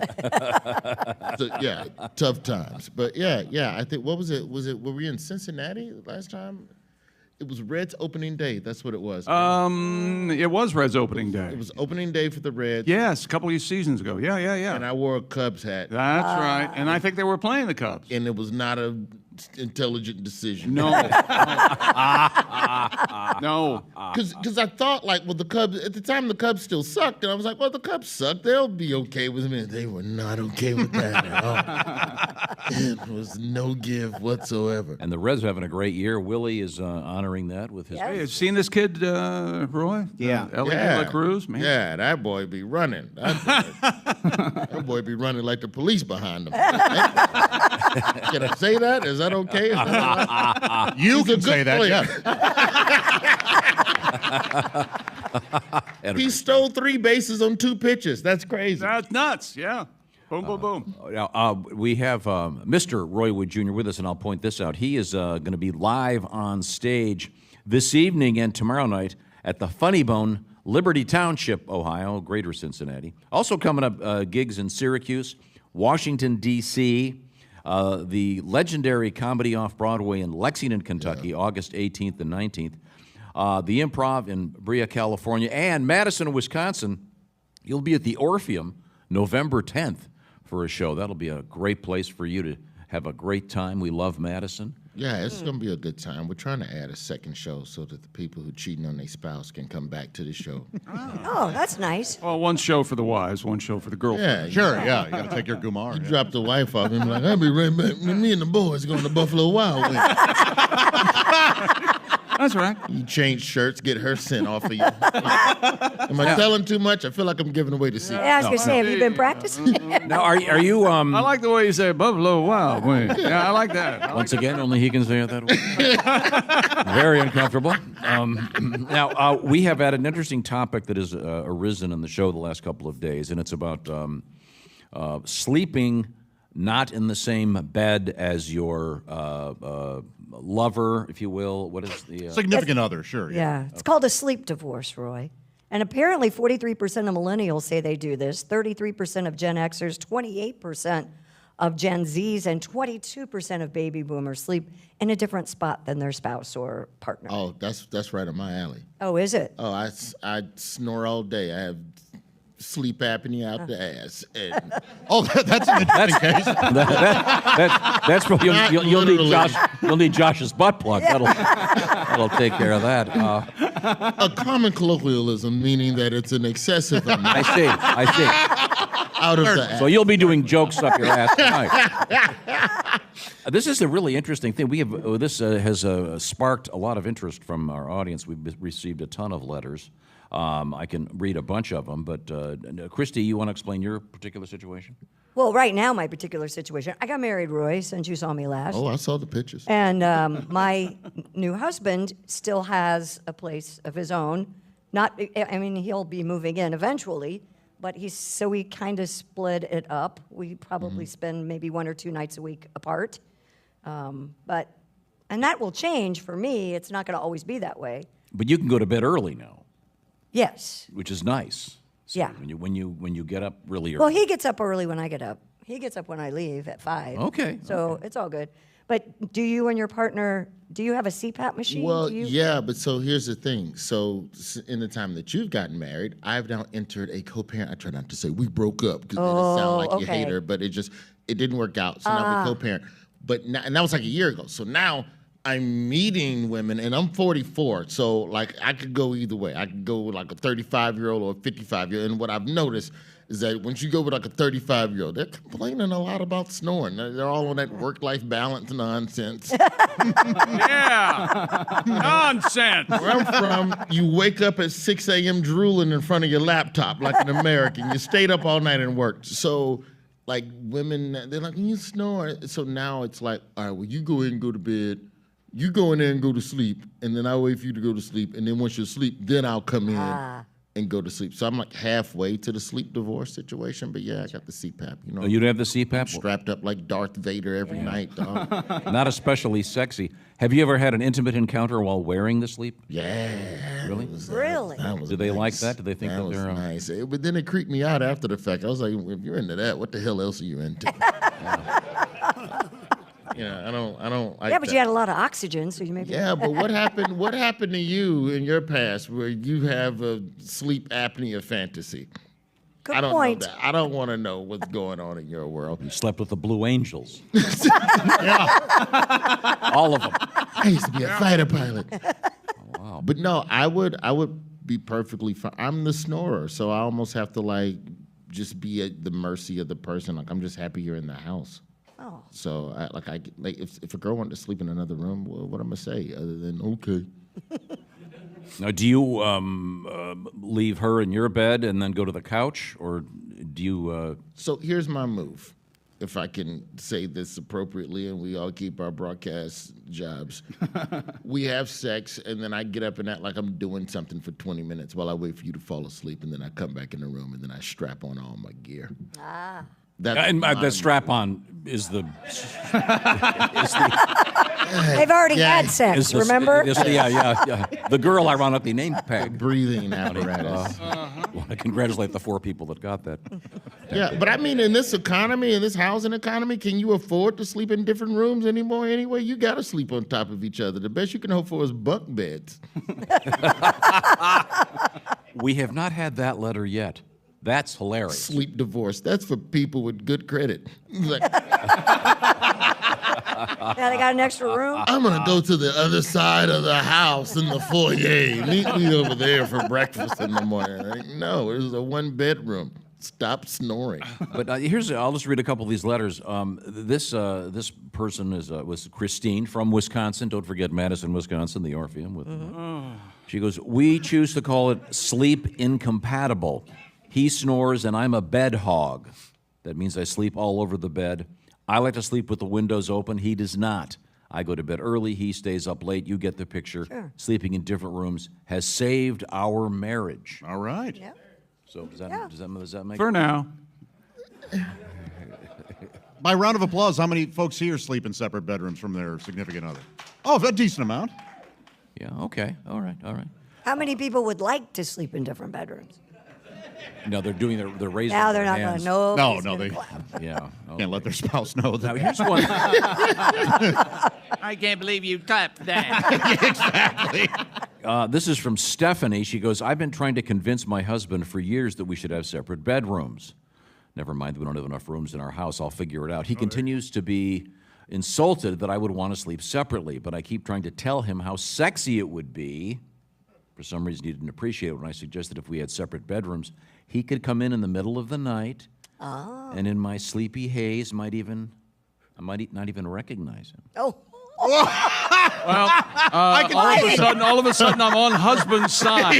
on this one. Yeah, that's kind Your of wife weird. wants to be sexually molested and attacked. Okay. By a stranger. I might not recognize him, quote, making things extremely exciting.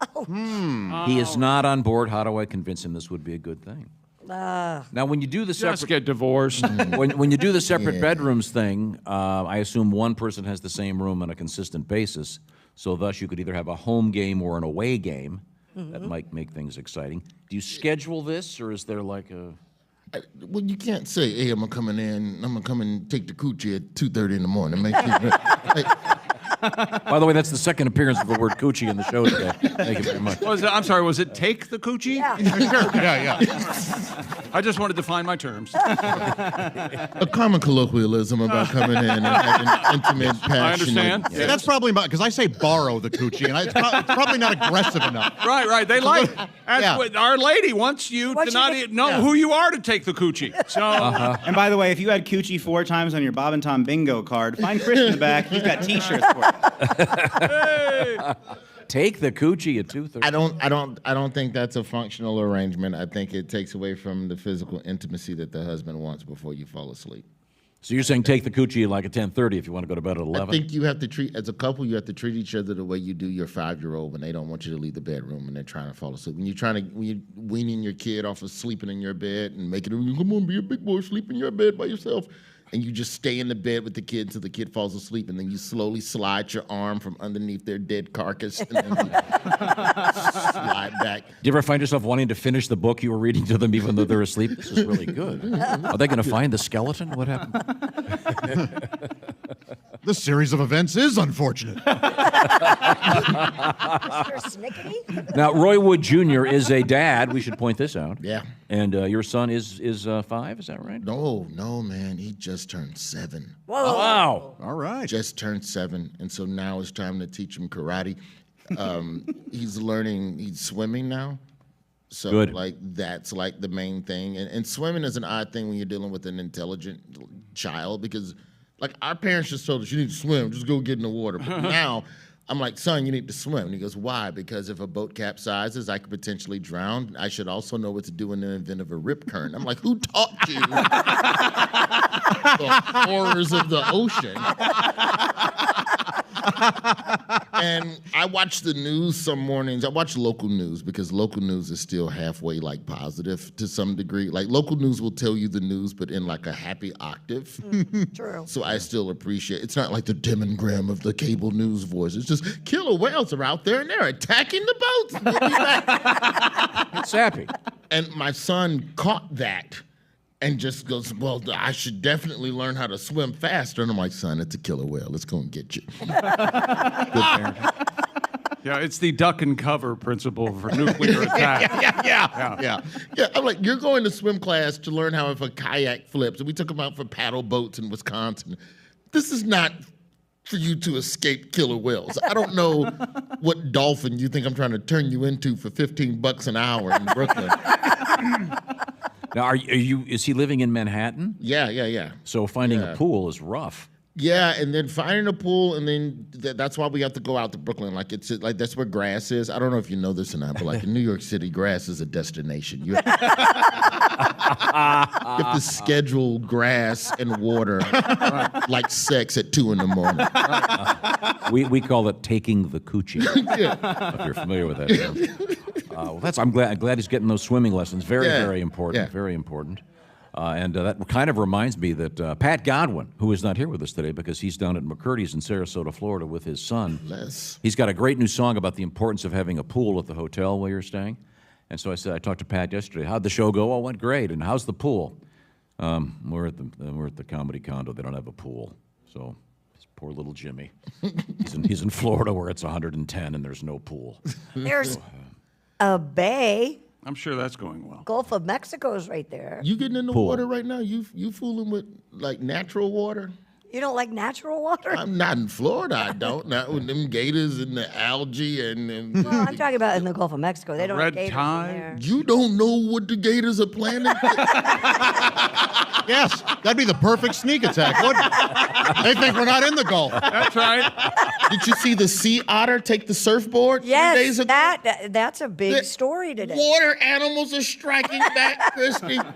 We have do you remember? An angry otter? They're adorable. Yeah, wayward otter. Were you Not with no more. Were you with me? We were in Florida doing a live broadcast, and a good friend of ours was a tight end in the NFL, Pat Beach. I was there. And he was visiting us, and the broadcast site was right off some Bay, or shore, whatever. But so they got a lot of water in Florida. Yeah. Pat, you know, he's in the what is he like 6'4", very fit active NFL player.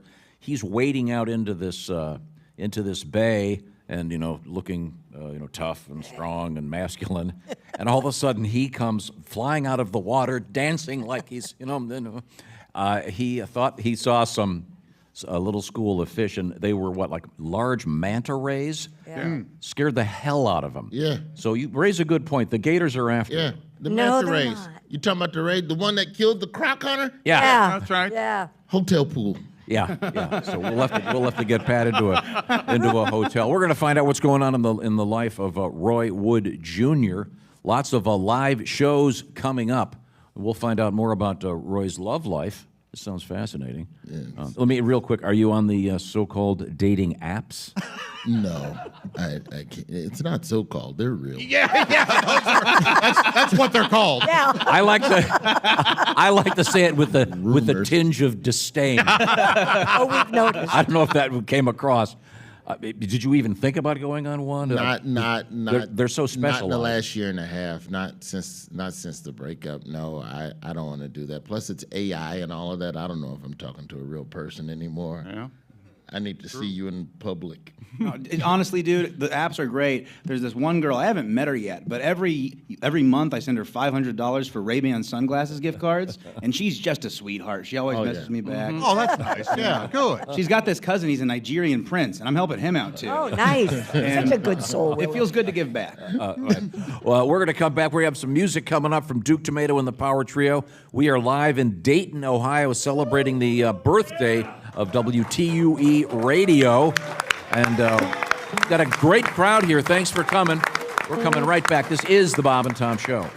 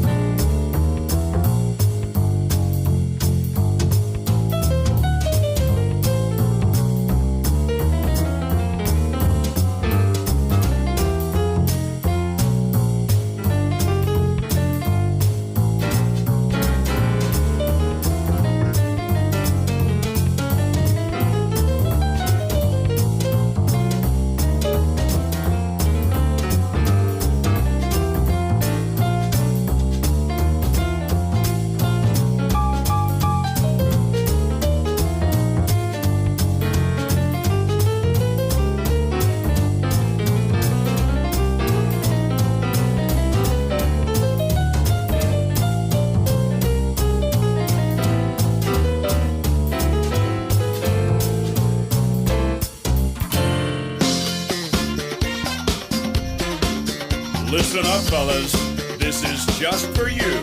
It's the brand new dance where you drop your pants. There's a new craze, it's a sensation. Every guy is doing it across the nation.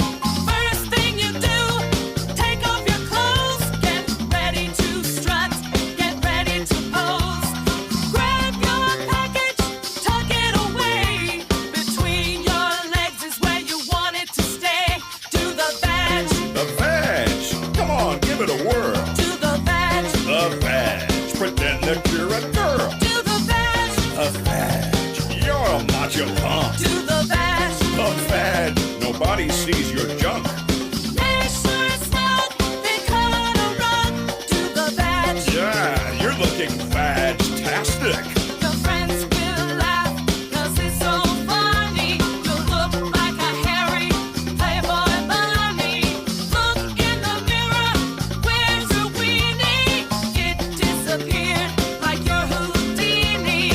It's really cool, it's out of sight. Do the badge every day and night. Do the badge. The badge. Man, you got it working. Do the badge. Oh, the badge. You can't see your gherkin. Do the badge. The badge. Show your buddies in the shower. Do the badge. The badge. 'Cause you've got badge power. Your friends will say you must be gay. Do the badge. Use your imagination. Don't do the twist. Don't do the hustle. Do the badge and hide that love muscle. Forget the rumba and the Macarena. Just boogie down without your genitalia. Do the badge. The badge. It's better than the tango. Do the badge. The badge. No wonder where your wango. Do the badge. The badge. From the back we see your hiney. Do the badge. The badge. In the front you've got a giny. For a big surprise, tuck it between your thighs. Do the badge. Hey Romeo, you've got a camel toe. Do the badge.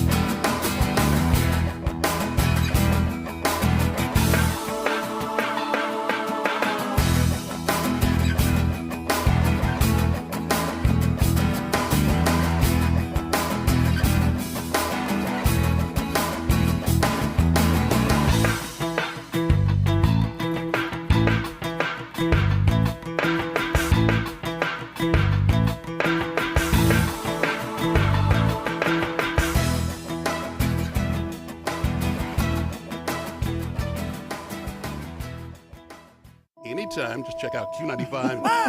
Back to Dayton, Ohio. The Bob and Tom Show on the road.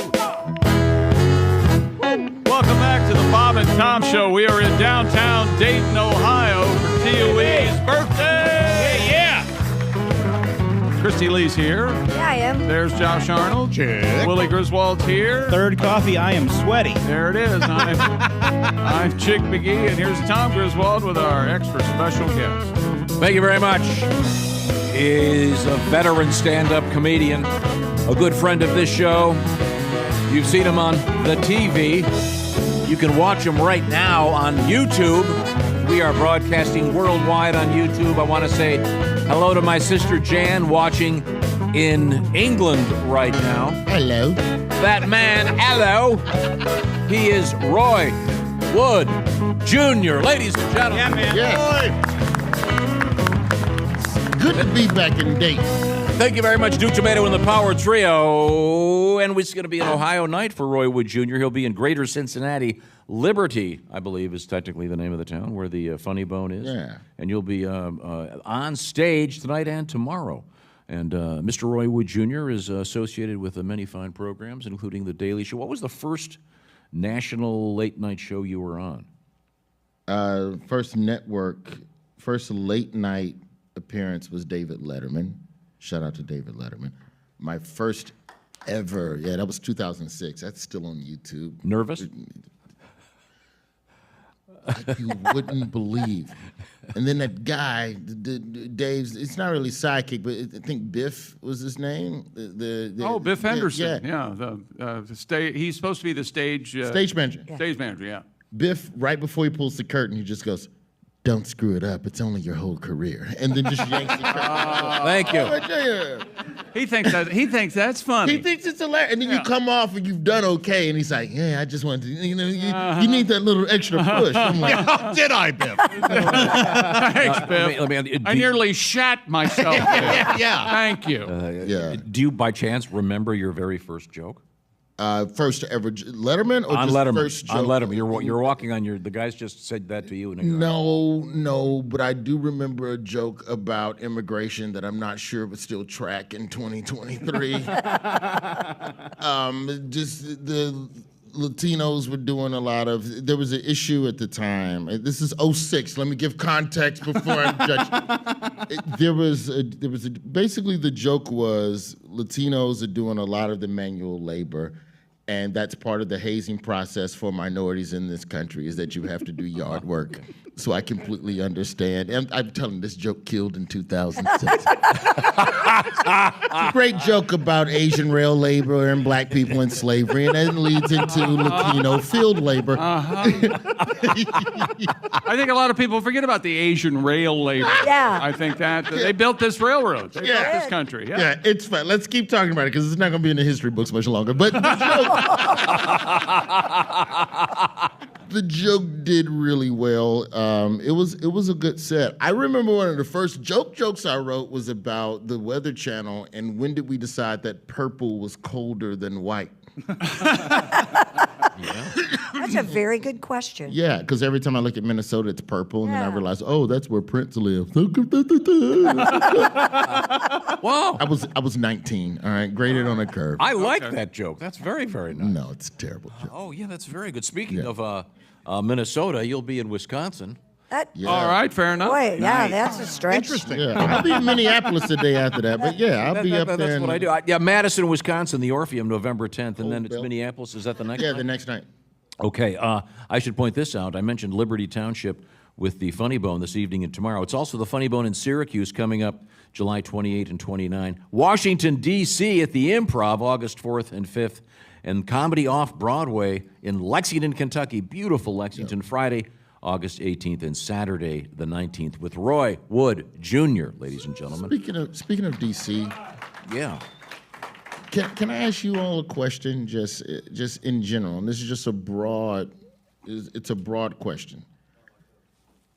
To run for president in this country, do you think that, there's too many people running? That's just my general feeling. Mhm. I think as a country, we have too many people who come out and just decide, hey, I want to be president. And then we're only given like 8 months to evaluate them. Like I can name more Avengers than I can presidential candidates. Oh, yeah. Like seriously, I can get all the way to the raccoon and the weird green woman they got pushed off when Thanos killed her. Like I could name all of those. Wow, Right. it's impressive.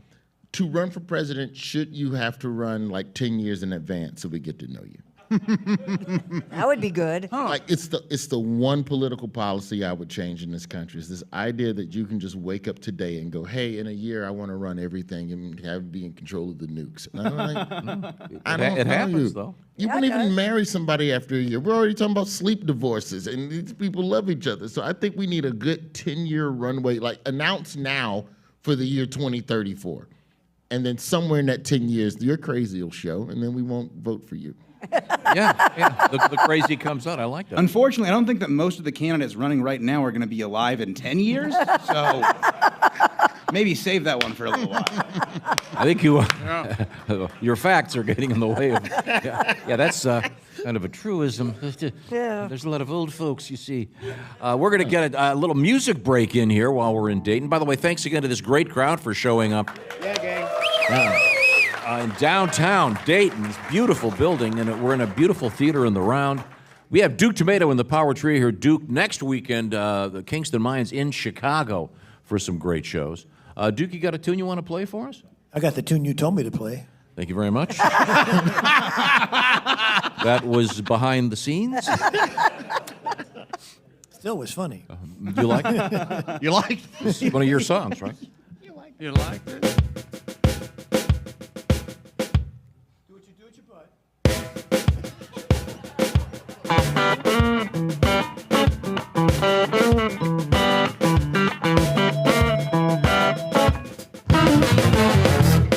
Now what you do with your butt, baby's your own business. I don't need to know where it's been, what it's doing, where it's gonna go. You can stick it over here, stick it over there, be on the bottom or the top. It's your butt, do what you want. I won't tell you to stop. Now what you do with your butt, it's your own business. What you do with your butt, what you do with your butt, is your own business.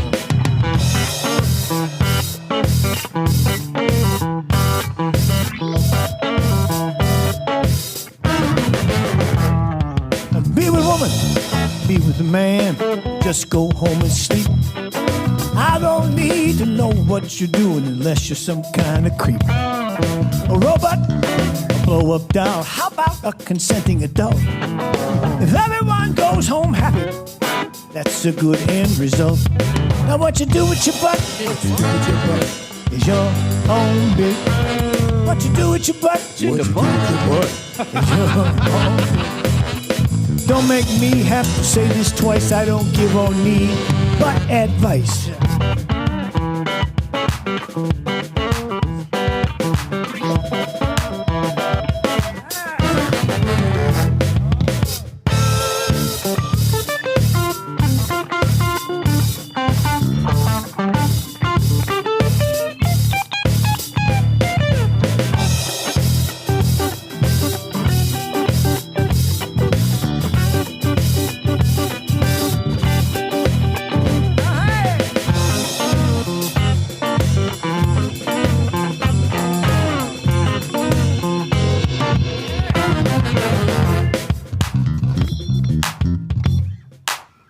I got something to say if that's okay, Duke. I don't know. I don't like to get in your way, but you were always so weird. Well, here's the thing about me, everybody. Sorry. So in the bedroom, I'm a killer. But I got told I'm a little vanilla. So I talked to my girl. She said, go online. There's a plug, and it can fill you. I wanted to find one, and I couldn't. I went to an Instagram account I follow. It was a little too pricey. I didn't buy it, but I called Josh. He's got one that I can borrow. You do with your butt, what you do with your butt, baby's your own business. It's in the butt. What you do with your butt, what you do with your butt. What time did you have the AI people write a verse for you? I got one for you. Oh, no. Buttocks, gluteus maximus, fanny, or derriere. As far as I'm concerned, you can put your butt anywhere. Yeah. What you do with your butt is your own business. That's what we got here.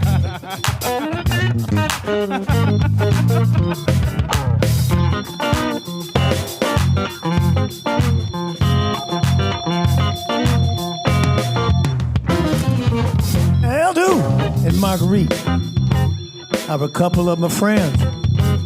I believe they are romantic, but I don't know at which end. He was a she was a he, at least that's what I think. Her favorite color's blue, his favorite color's pink. Now what you do with your butt, baby? What you do with your butt is your own business. What you do with your butt? What you do with your butt is your own business. Booty, derriere, caboosage, I don't care about your butt lucius.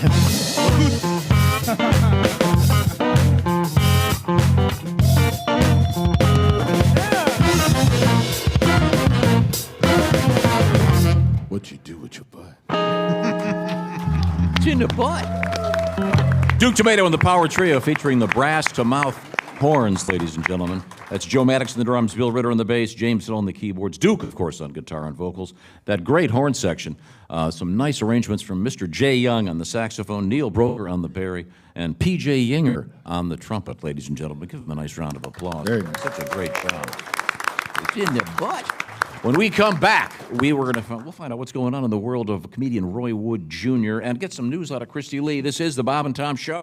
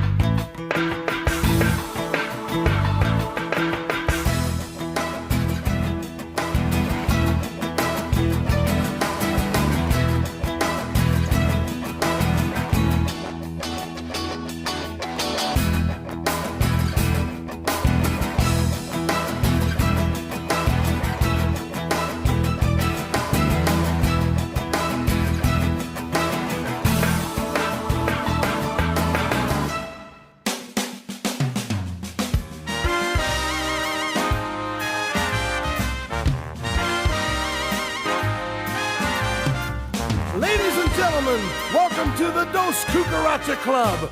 Let's see if we can work the bugs out of this little number.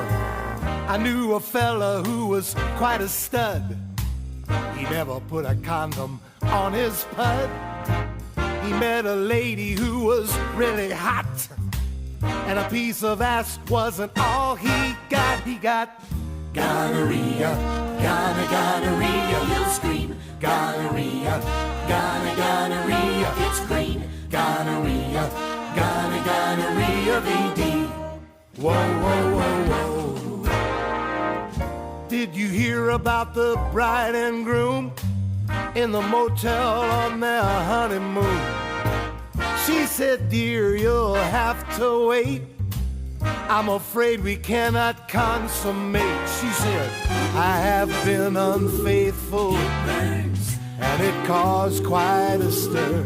It hurts. It seems that for a wedding gift, the best man had given her a case of gonorrhea, gonorrhea, drip, drip, gonorrhea, gonorrhea, itch, itch, gonorrhea, gonorrhea, VD.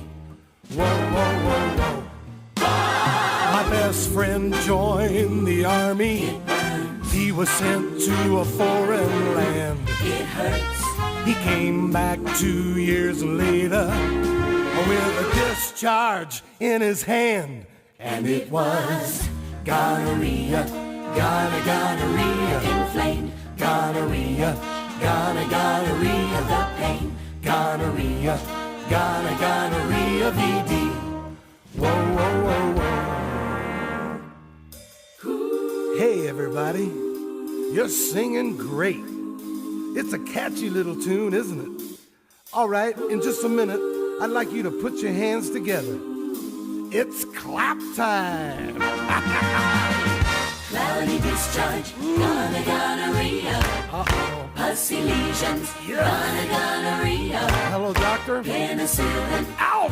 Gonorrhea BD. Whoa, whoa, whoa, whoa, yeah. Now you got it. Bad infection. She said she was a virgin. Wear protection. Honey, I swear I got it from a toilet seat. Gonorrhea BD. So long, everybody. I'll catch you later.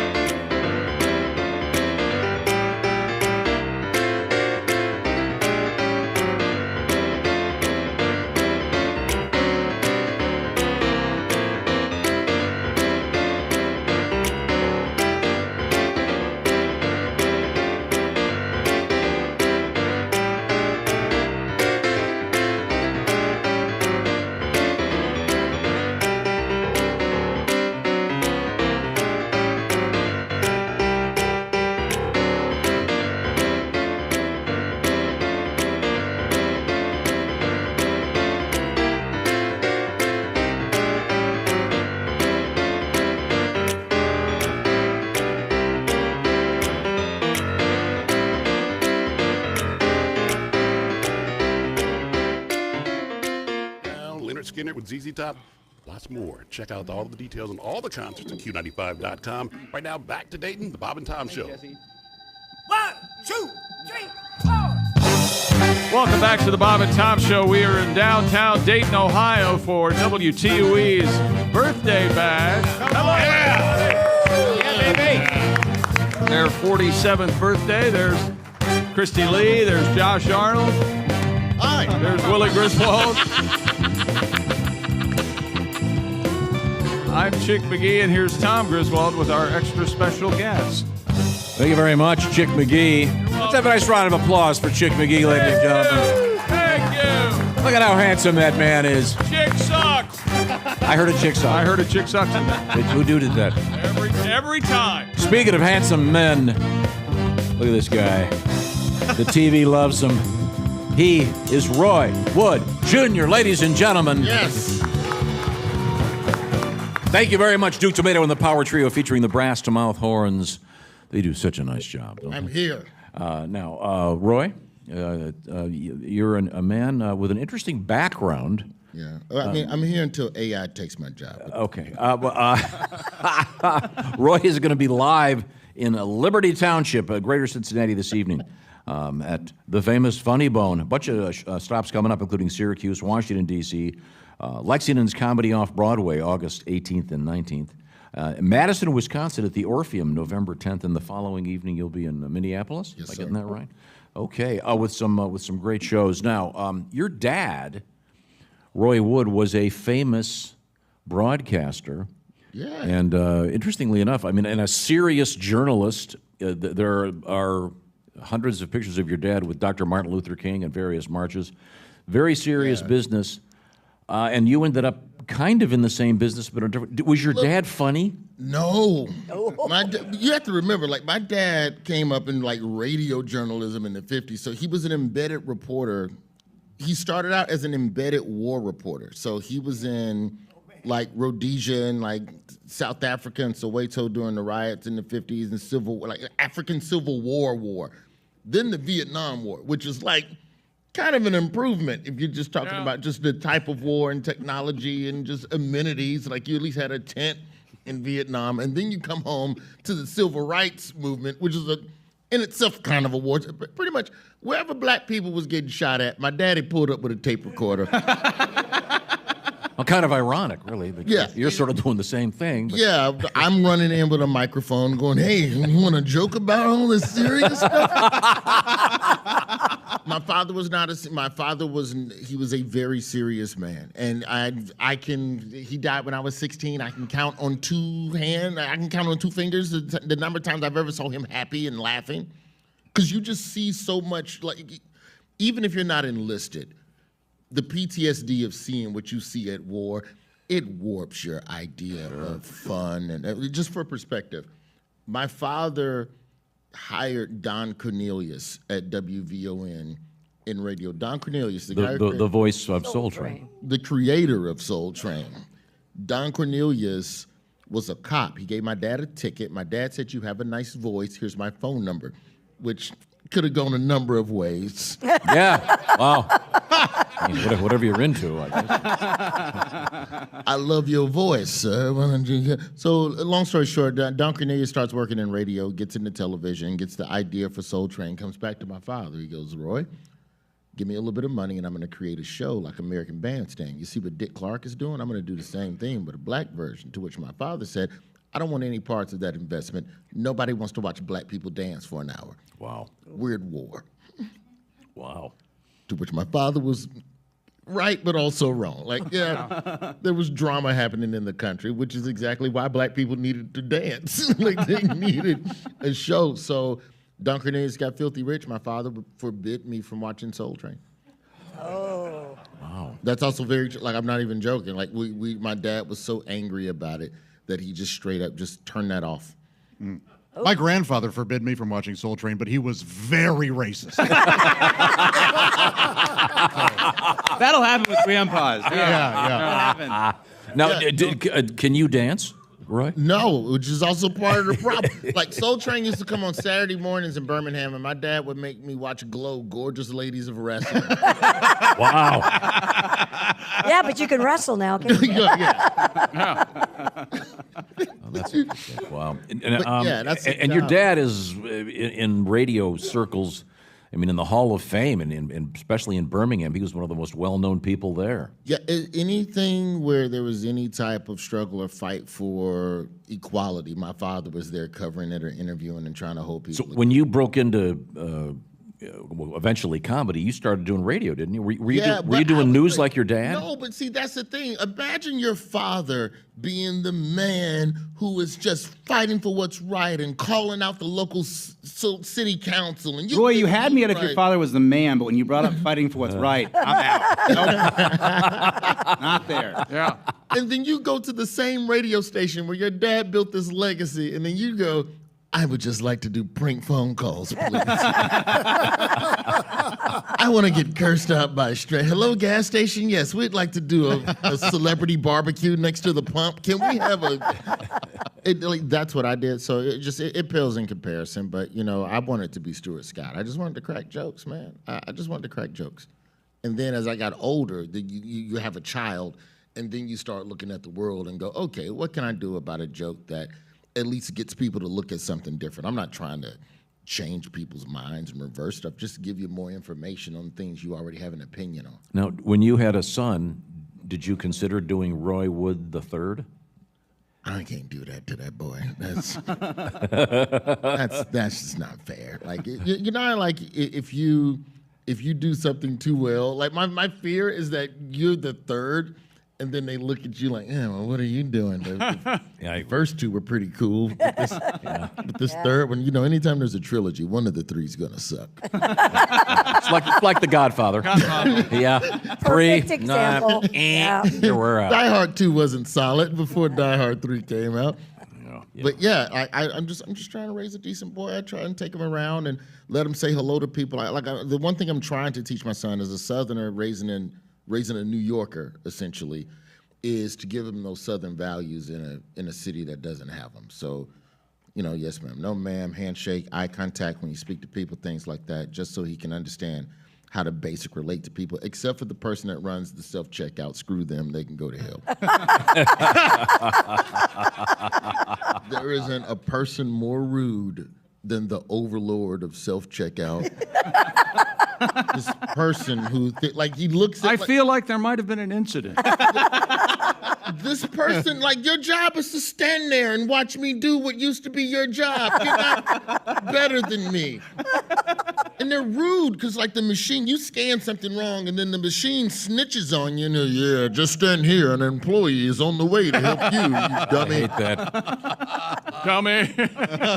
And he's not warm. He's not endearing. And I've learned this from having a child, is that when a child has a problem, you don't come in and attack them for not knowing the solution. They may not have even known what the possible solution is, so you have to be understanding and warm and go, okay, let's figure it out. But he comes over, get out the way. I know the code and how to fix it. Jerk. AI should take some of the jobs. We keep going, we don't want too many jobs automated. Well, if this is how you're going to do this job, sir, then I'm going to go and figure out a computer algorithm to get rid of you. Because there's no, he stares at you. Do they stare at you? Check where you live. The self-checkout gargoyle. This person standing up on this perch and staring at you to see if you skip scan. Where you look like you're scanning it, but you just pass it back into the bag. Like they look at you like you're stealing cocaine. I feel like I'm bagging crack at a crack house. Have any of y'all ever bagged crack? No, I've never done that. It's been a while. It's like when you're in a dope house and you're bagging up the dope, and they got the one guy that's overseeing everybody bagging it, and somebody in the counts off, and then the next time you come in, everybody's got to strip naked so that they know you're not stealing any of the That's crack. Right. That's why I lost you guys. I was trying to come up with analogies that we could all relate to, but I feel like we're not connecting anymore. Crack. Do you know what the big thing that's being stolen right now is? Anybody know what this is? The answer, anybody know? Catalytic converters, yeah. Laundry detergent. Oh, is that right? Yeah. Just out of the stores? A nationwide trend of stealing laundry detergent from grocery stores has now moved to Colorado. According to Arapahoe County Sheriff's Office, 3 men suspected of stealing hundreds of dollars worth of laundry detergent and scent booster beads from a King Soopers in Centennial last month.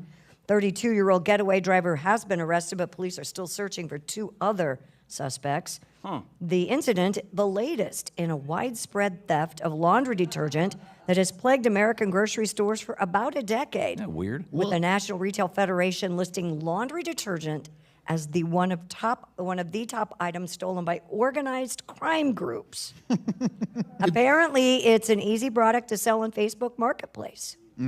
And it's the new currency on the street that's traded for drugs, according to one sheriff's office in Louisiana. Isn't that weird? Oh, baby, give me 2 crack rocks. I got 3 Tide Pods. Hey, man, you got any Downy? I just think that's amazing. But Yeah. and I noticed that in some of the stores I'll go to, they've got the detergent behind the glass. Everything's behind the glass now. You go to a Walgreens or a CVS, like all of these places now, they've locked up everything because everybody's stealing everything. You just got to go down each aisle with the Walgreens employee. All right, unlock that. All right, unlock that. All right, unlock that. You know what? I work here. Just give me the keys. You go back up front and do a barcode. You know, in San Francisco, they don't arrest anybody for shoplifting. In fact, in San Francisco, they actually, when you shoplift, they gift wrap it for you, so you can take it home in comfort. Down on Frisco. Roy Wood Jr. is our guest, and we are going to hang out also with comedian Rob Haney. We have another special guest from our staff, I understand, with a treat coming up in about an hour. But right now, it's my understanding that we're going to check in with Josh. Is that correct, Josh? That's absolutely right. Angie is the place to go when you need something done at your house. Don't try to do it yourself. No. I've made that mistake. If you own a home, you know how much work it can take, whether it's everyday maintenance and repairs or making dream projects a reality. Christy, I know you've got some ideas. I always have stuff cooking. Yes, you should Angie that. Find a skilled local pro who will deliver the quality and expertise you require. Angie has over 20 years of home service experience. They've combined it with new tools to simplify the whole process, like their very cool Angie app. You can also go online, answer a few questions. Angie can handle the rest from start to finish. Or Angie can help you compare quotes from multiple pros and connect instantly, which means you can take care of just about any home project in only a few taps. Because when it comes to getting the most out of your home, you can do this when you Angie that. Download the free Angie mobile app today or visit Angie.com. That's ANGI.com. Been using them for years. Thank you very much. Now, we're going to come back. We're going to have a visit with comedian Rob Haney. Roy Wood Jr. is going to hang out with us for a while. Duke Tumatoe and the Power Trio once again celebrating Dayton, Ohio, especially with WTUE's anniversary with a great crowd. Hey. This is the Bob and Tom Show.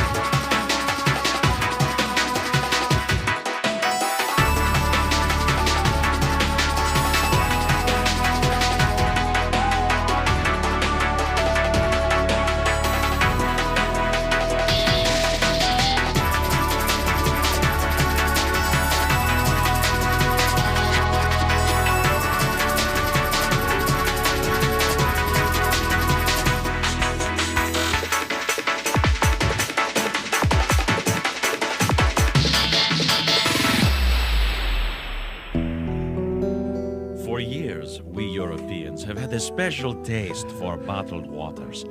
The benefits of drinking bottled waters have not been lost on you intelligent Americans.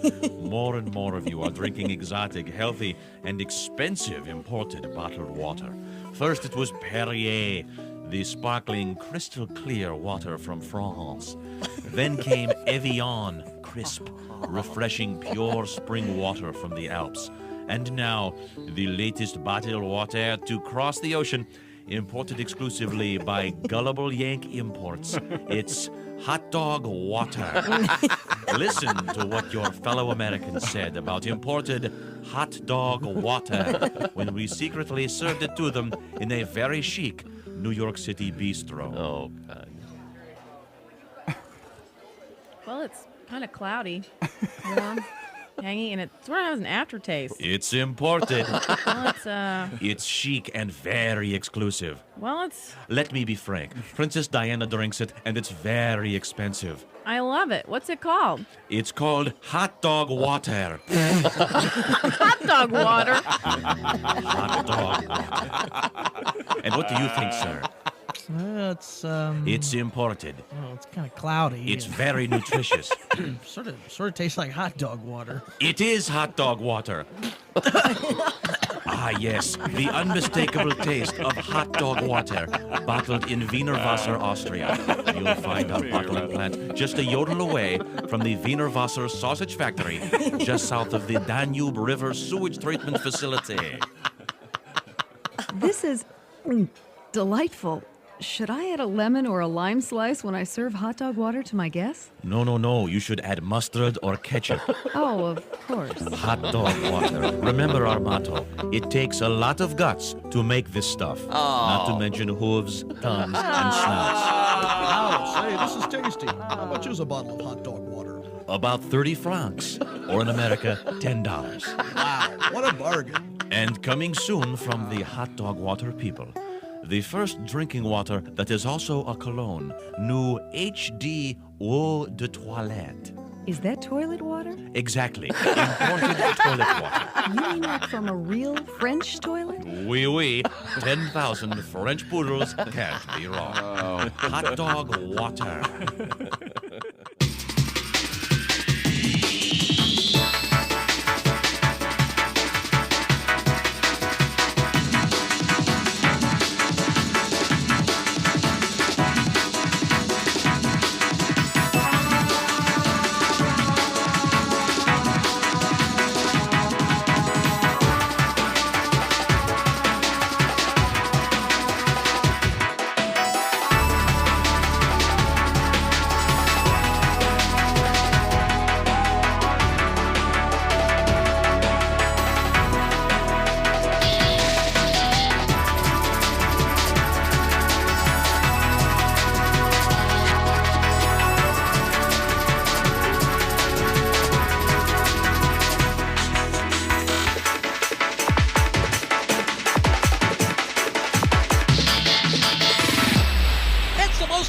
Video ever because it features real girls, and not just any real girls, but real girls on video going, woo! Oh yeah, just the way you love them. Real girls on video going, woo! All kinds of real girls on video going, woo! All across America. Real girls on video going, woo! Features real girls, and each copy of Real Girls on Video Going features a group of loser drunk guys going, yeah! That's right, you get Real Girls on Video Going and loser drunk guys going, yeah! And hey, act now and you'll receive at half price Real Girls on Video Going. That's Real Girls on Video Going. And the bonus tape, Real Girls on Video Going, and the drunk loser guys going. But wait, order now, and Frigaball Video will throw in Real Girls on Video Going, and that's Real Girls on Video Going, Real Girls on Video Going, and Real Girls on Video Going, and all complete with loser drunk guys going, yeah! Order now!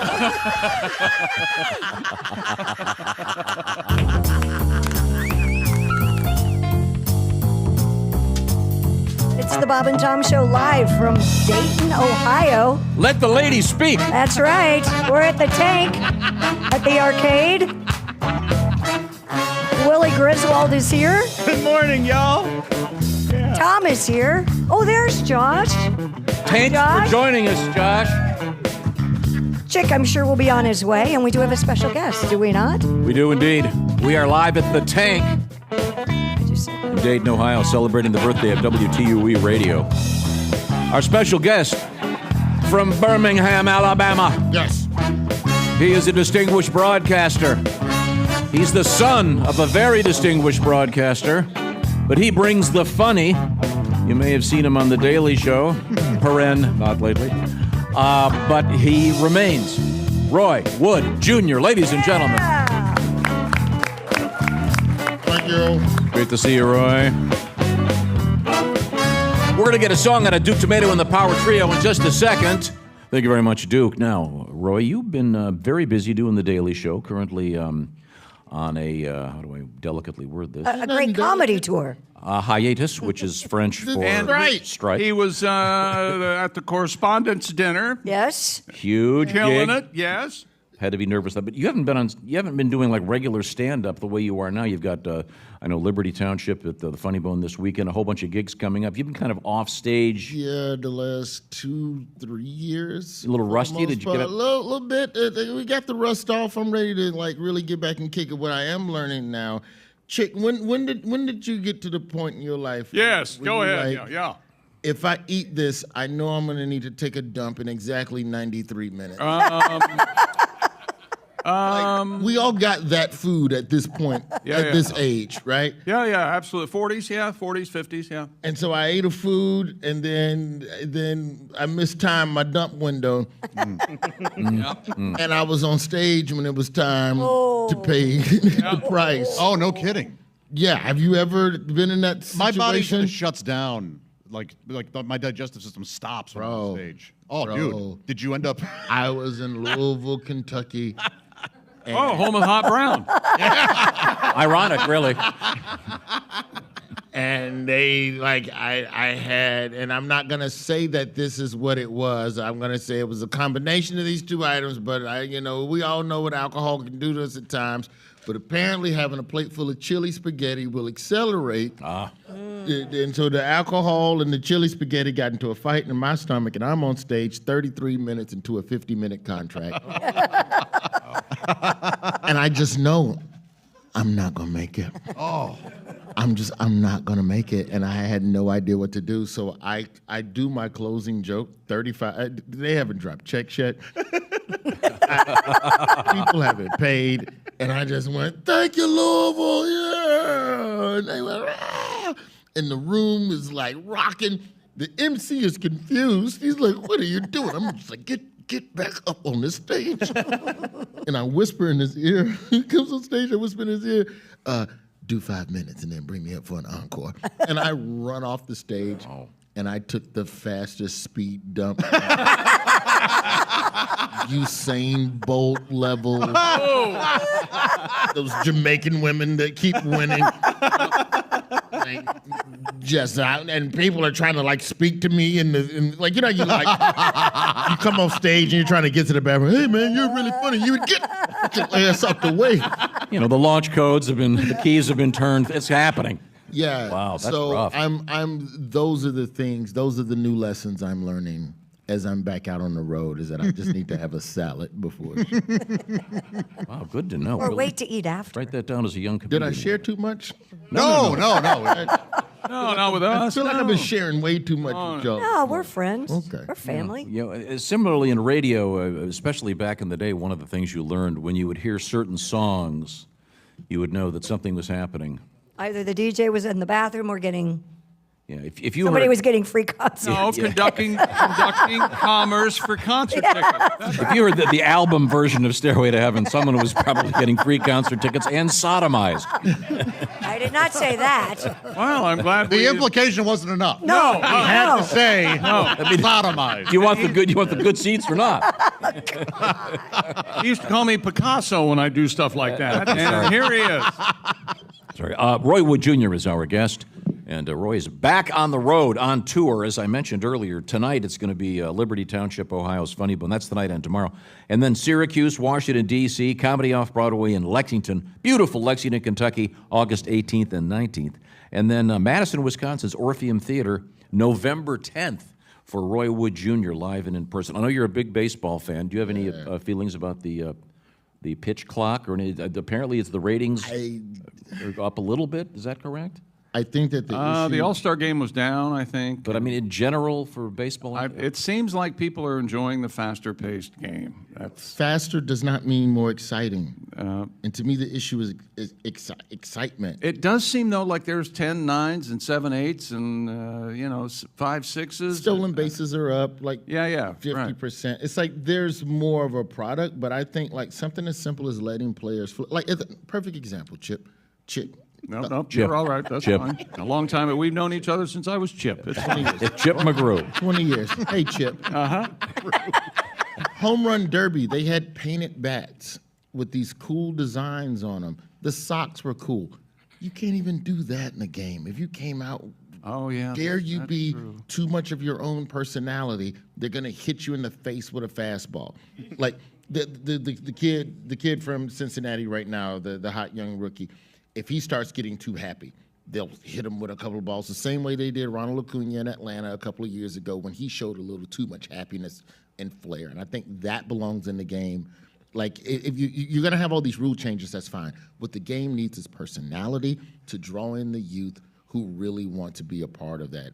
And I think that's the part that I think baseball is still a little too old time. I don't know if you saw the story yesterday, but the Pinstripes, the New York Yankees, who, as Chick pointed out, still don't have the names in the back of their uniforms. Yeah. They're getting a patch with the company, I believe it's called Star, with 2 R's, Star Insurance. Mm-hmm. They did a $25 million deal. They will be starting in, I think, a couple of weeks. They'll be the first team that has an official logo on the uniform. I mean, I hope it doesn't turn into NASCAR. It will. But then the NASCAR, to me, the logos have become meaningless because there are too many of them, and it's like you're behind the guy that has, the Coexist bumper sticker and the Grateful Dead thing and 50 other bumper stickers. How are you going to pay? Eventually, the fans going to have to wear logos, too, to pay all these players. Oh, that's right. It ain't going to just be the players. It's like, as soon as you go to the game, okay, here's your patch. Put this on the front of your head, please. I don't know. I love baseball. That's my first love, but I just wish that they would let a little bit more of the flair and the fun. And you lived in Chicago. You spent a lot of time. Is Wrigley Field, is the Wrigley Company paying what that's actually the market value of naming that stadium? Or is that I don't know. That's a question for the Ricketts family. I know that, is it Sloan Park at Wrigley? Like, every stadium is getting these long names now, too, as well. Some of the race car things. Such and such insurance guaranteed at Bank Park Field. Oh, like Invesco at Mile High, where the Broncos play. Yeah, Dash Crypto. Whoops, sorry. Probably shouldn't have let you name our stadium, but anyway, thanks for the cash. Here at Enron Stadium. Field Court. Yeah. Yeah. I think the players they're paying more money.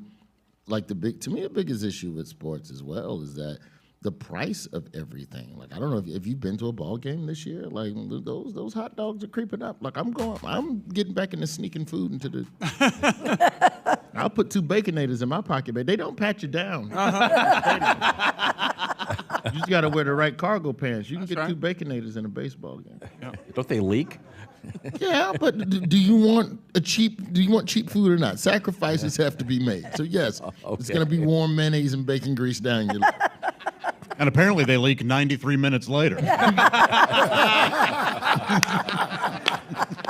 Oh, thank you very much. We're going to take a music break. How about that?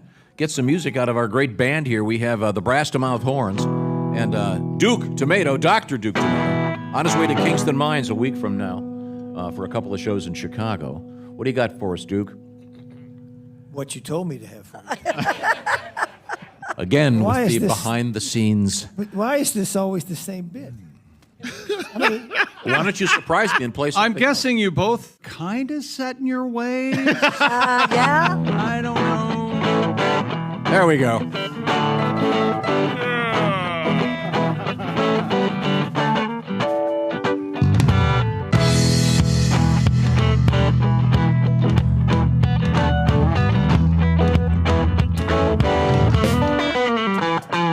I'm gonna tie you up.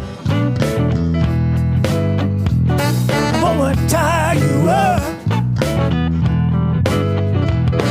I'm gonna tie you up. I'm gonna tie you up. Leather gets slick, baby. Rubber gets squeaky. Come home tonight. Get your butt plug, we'll get freaky. I'm gonna tie you up. LED maybe said, freaky. I'm gonna tie you up. It's in the butt. Okay. I'm gonna tie you up. Freaky. I'm gonna tie you up. I know a handcuff might sound rough. Once you get started, baby, you can't get enough. I'm gonna tie you up. I'm gonna tie you up. I'm gonna tie you up. Gonna tie you up. I'm not looking for a girl who likes to shop. Gonna find me a woman knows how to use a crop. I'm gonna tie you up. Gonna tie you up.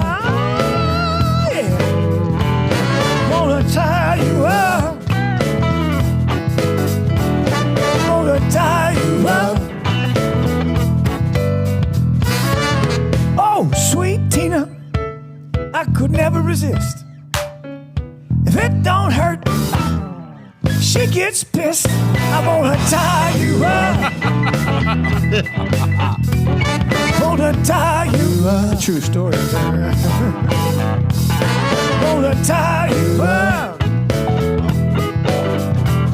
Wanna tie you up. You call that a fist? I'm done. I'm just done. I'd be done too. Okay. I feel somehow I've been violated. Yeah. I can make it worse. Ready?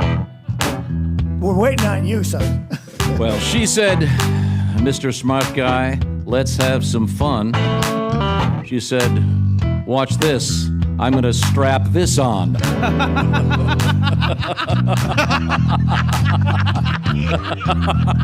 I actually have been there. I want to tie you up. No, thank you, Peg. I want to tie you up. His name was Peg, you see. I want to tie you up. I want to tie you up. Well, he's the man. Here's the thing, everybody. Some guys are freaky, but baby, I'm needy. I need a beer cracked, get my back scratched. I'm gonna tell you about my feeling. All afternoon, baby. Tell me if you still love me. Come on, all right? I want to tie you up. You can't go out with your guy friends. I don't care what you say, please. I want to tie you up. Just call me. Just call me and tell me you love me. Once an hour, every 15 minutes. Tie you up. Tell it. Christy, you got a story? No, I'm done. One and done. That's me. I find that hard to believe. Now I'm blushing. Here we go. Here we go. I can maybe help you do one. No. Why don't I feed you the lines? This will be good. I want to move to a new house. I want to move to a new house. I currently live in a hut. I currently live in a Uh-huh. When it comes to personal intimacy, I prefer it in the... I'm not saying that. Oh. I want to tie you up. Well, that was my line. I want to tie you up. He took your one. I know. I want to tie you up. I want to tie you up. I got something to say, dude. Oh, God. When I ain't got no girl, when there's no love to be making, I get busy with 1.5 pounds of bacon. I'm gonna fry you up. I want to tie you up. Fry you up. I want to saute you up. Low and slow, baby. I want to tie you up. Can you hear me? Bark like a dog. Much more. What do you think you never done before? I want to tie you up. We had enough? I want to tie you up. Yes. I want to tie you up. Is it time? Can I do it? Can I do the wheel knife thing? I want to tie you up. I like the wheel knife thing. Well, it's not part of the song anymore, but whatever you want. Oh, it has to be part of the song. No, you can't. It's for No, you. I don't want to do it now. It's time. It's time to roll like a big wheel and cut like a big knife. Well, you didn't roll like a big wheel or cut like a big knife. There he goes. It's rolling now. There he is. There he is. Yeah. See? This is the meth part, Tom. Yeah!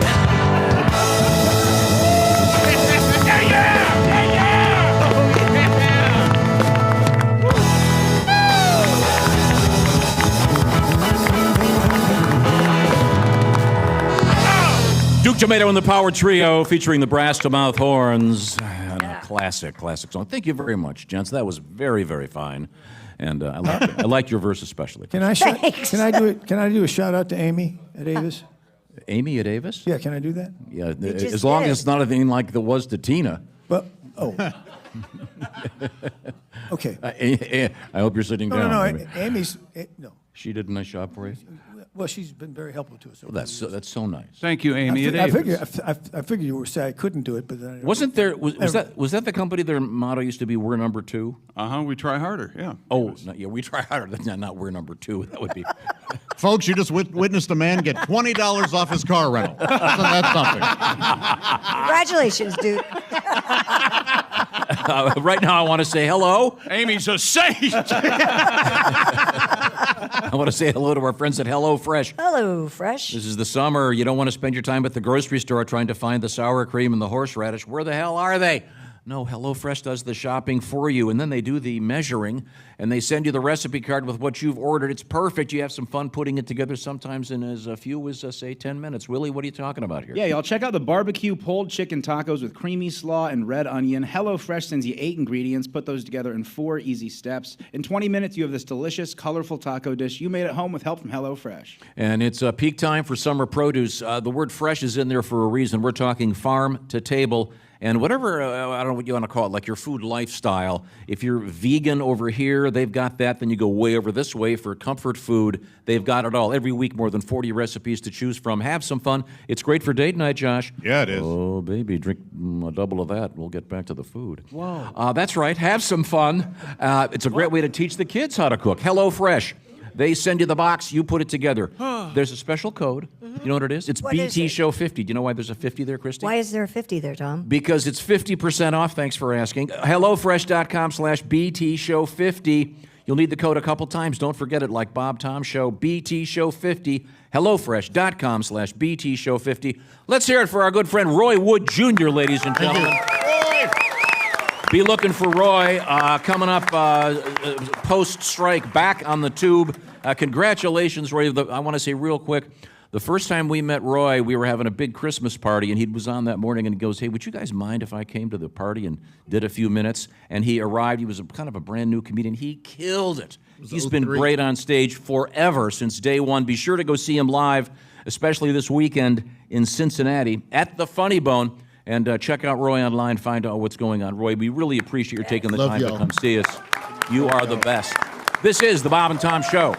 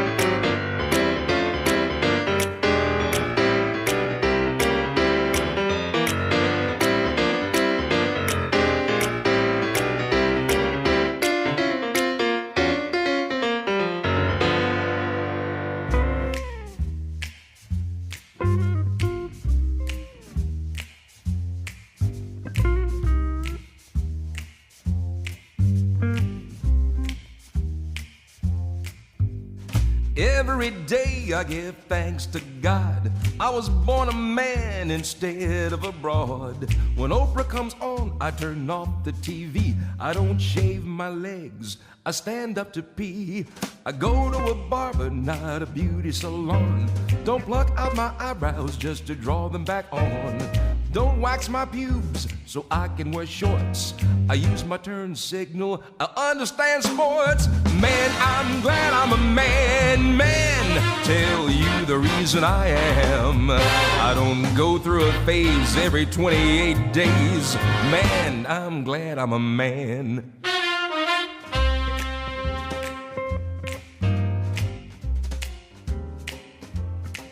I pay cash at the grocery, no checks or coupons. Don't take along a friend when I go to the John.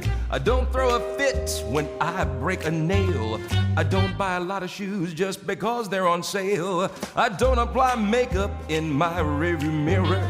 I don't think of Bambi when I'm out hunting deer. I drink beer from a bottle and not from a glass. I don't ask my friends about the size of my ass. Man, I'm glad I'm a man. tell you the reason I am. I don't face the pain of water weight gain. Man, I'm glad I'm a man.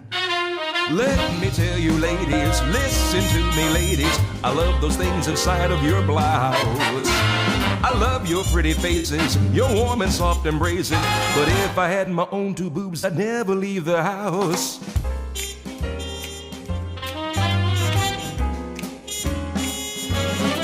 I don't spend 2 hours getting ready for a date. I don't play with dolls unless they inflate. When someone asks my age, I never lie. After sex in bed, my spot's always dry. I don't read about orgasms in Vogue magazines. I don't mind if my dates try to get in my jeans. I don't spend a fortune on French lingerie. This is the same underwear I wore yesterday. Man, I'm glad I'm a man, man. Tell you the reason I am. I don't take a pill, I don't use Massengill. Man, I'm glad I'm a man. Man, I'm glad I'm a man, man. Tell you the reason I am. I find Michael Bolton completely revolting. Man, I'm glad I'm a man.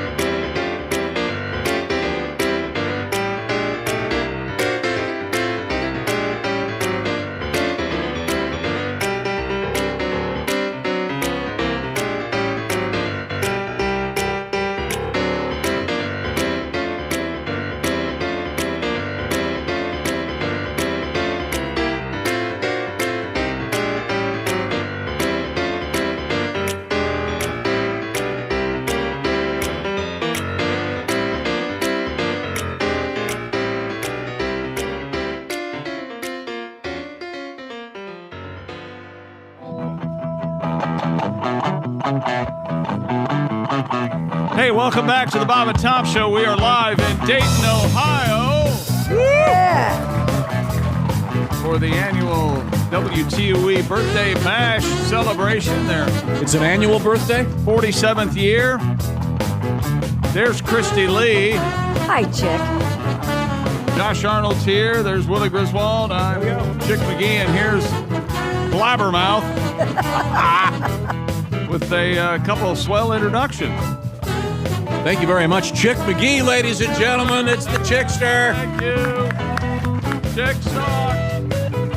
We've been hanging out with comedian Roy Wood Jr. Roy is right there. He's going to stick around. We're happy to have him here. He'll be at the Liberty Township Funny Bone tonight and tomorrow. Roy is on the road. Other stops include Syracuse, New York, Washington, D.C., Comedy Off-Broadway in beautiful Lexington, Kentucky. He'll be there August 18th and 19th. And then, of course, he's going to be at the Orpheum in Madison, Wisconsin, where I understand they're going to be celebrating beer all year. November 10th for Roy Wood Jr. at the Orpheum in Madison. That's a do-not-miss show. Also, we have been joined by an Ohio comedy legend. He is comedian Rob Haney, ladies and gentlemen. And thank you very much, Duke Tumatoe and the Power Trio. Oh, those guys are great. Now, hey, Rob, how are you? Oh, just living the nightmare. Yeah, all right. And are you a native of the Dayton area? Oh, yeah. I grew up here, and I live in a suburb now, but this was home, although if you're really from Dayton, it's pronounced Dayton. Oh, really? I'm not aware of that. Yeah. And you're kind of a hillbilly, let's face it. Yeah, to a certain extent. Yeah, I always felt bad. I remember in school I'd taken Spanish. The Spanish teacher was very nice, but all us hillbillies, even the ones that studied and tried, it never sounded right, Hola, Parker. ¿Qué tal there? ¿Cómo estás there, buddy?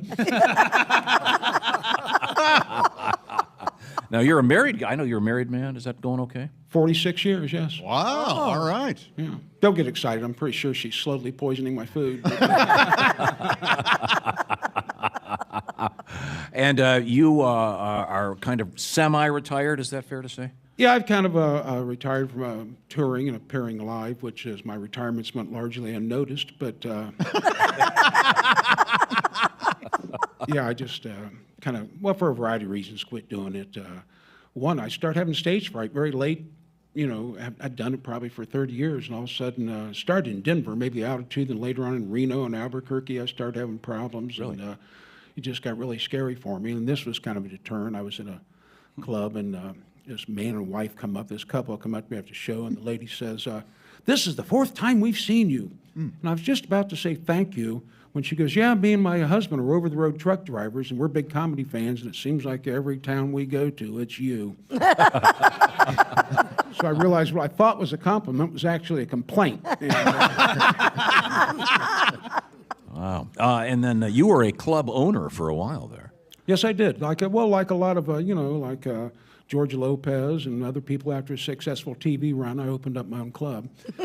Brad Garrett, we all do it. Yeah. Yeah, sure. Yeah, I owned a club. In fact, Jimmy Kimmel. Yeah. Yeah. But what's the old phrase? Those who can do, those who can't teach, and those who can't do anything, just buy the club. I see. Now, you're a big baseball fan. I assume a Reds fan from day one? Oh, absolutely. I've been starting back at Crosley Field. And in fact, my wife and I just recently, for our 46-year wedding anniversary, went to the Reds game because we lived together for a couple years. And for our honeymoon, we went to the Reds game. I had tickets to a doubleheader. People, really? That was your honeymoon? I thought, well, we had the tickets to the game way longer than we did the marriage plans.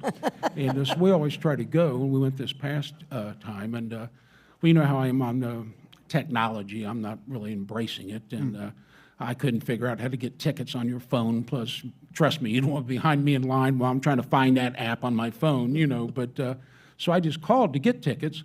And I want tickets and pick them up will call. I've always kept my tickets. Roy, Yeah, you get the tangible. You're supposed to. Yes, I want an actual ticket. I mean, I don't want, hey, Grandpa, can you show me the QR code when you went to the World Series?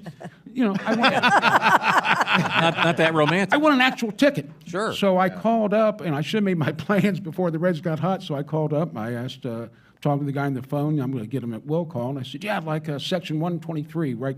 Such and such seats where I always had them. He said, no, those aren't available. I said, okay, how about, these? And he said, no, the whole lower level, So I said to him, luckily, he kind of laughed. I go, I should have bought these tickets when they still sucked, right? Because early in the season, they were not doing that well. And now, of course, it was just crazy. We were down there, had a great time, but both games were sold out. And well, you guys always make fun of being cheap. The hotels was way more expensive than it normally was. But yeah, it's great. I love it. I'm a big Reds fan. Now, I'm guessing you did not go to the Taylor Swift concerts a couple weeks ago in Cincinnati that sold out the stadium twice. No, I did not go. Although I made, I'm just self-serving, but I made the pharmacist laugh. I had to pick up, again, this maybe sound cheap, and you guys always make fun of me. I picked up a prescription for my wife, and the lady goes, that'll be $900. I said, does that come with Taylor Swift tickets? Luckily, she laughed, but I was just shocked. 900 wouldn't have gotten you in the door. No, it's crazy. Yeah. And I wouldn't know her. I know she's very huge, but I wouldn't know if it was her or Britney Spears or whoever those. Did you give the pharmacist $900, or did you go home and say, honey, I've got bad news? You're going to die. You're going to be a little itchy, then you're going to die. There were some phone calls made. Okay. Yeah. And she said she was working on something where there's some kind of a discount she can get later on or qualify for something, and she didn't have to have it right at that moment. But yeah. So you didn't pay? No, I paid $12 for a different one she needed, but yeah, the one that had the morphine. But she's going to get it. It won't be $900, is my understanding. All right. We're going to take a short break and come right back with a little bit of music from Duke Tumatoe. We've got Roy Wood Jr. here, Rob Haney hanging out with us, and we have a special surprise coming up in about 20 minutes. That's right. This is the Bob and Tom Show.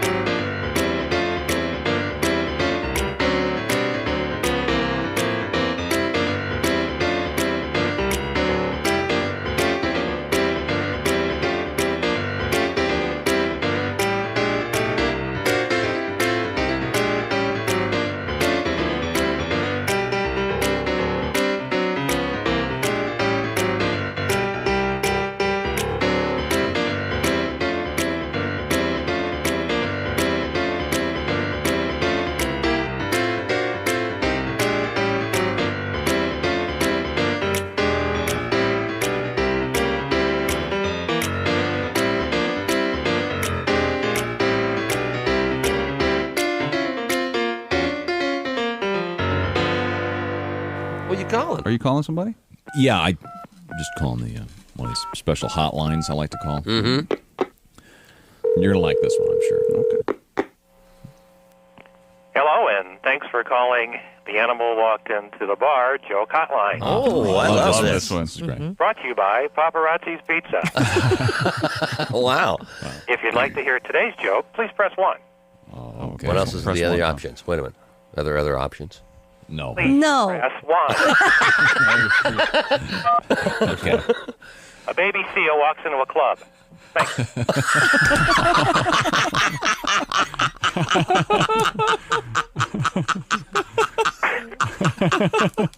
If you'd like to hear...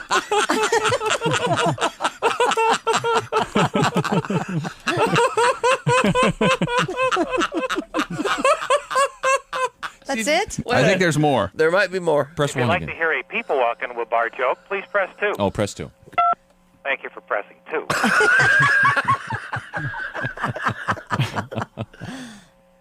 A Mexican, a Polish guy, a rabbi, and a priest walk into a bar. The bartender looks up and goes, "What is this, some kind of joke?"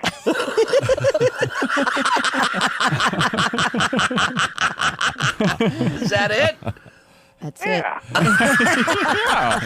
Press 1 again. See if he'll do the one about Let the me try seal that again. again. Okay, Press 1. A baby seal walks into a club.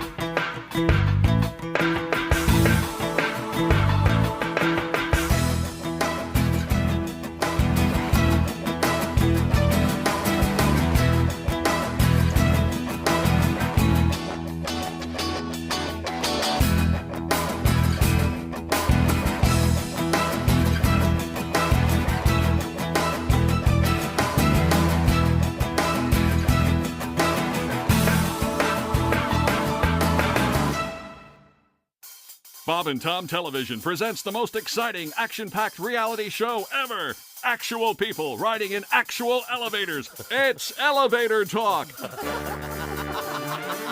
there, buddy. Hold the door. Hit the button. That's my floor.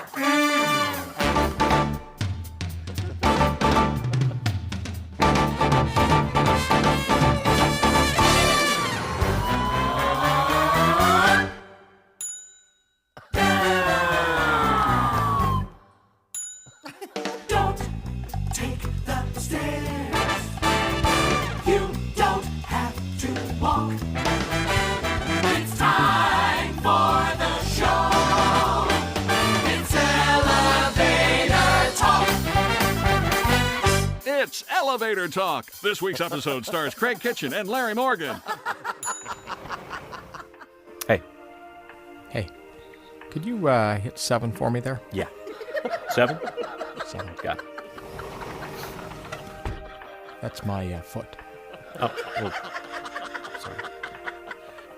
Those are nice shoes. Thanks. I need a shine now. Don't take the stairs. You don't have to walk. That was the show. Elevator Talk. It's Elevator Talk, only on Bob and Tom Television.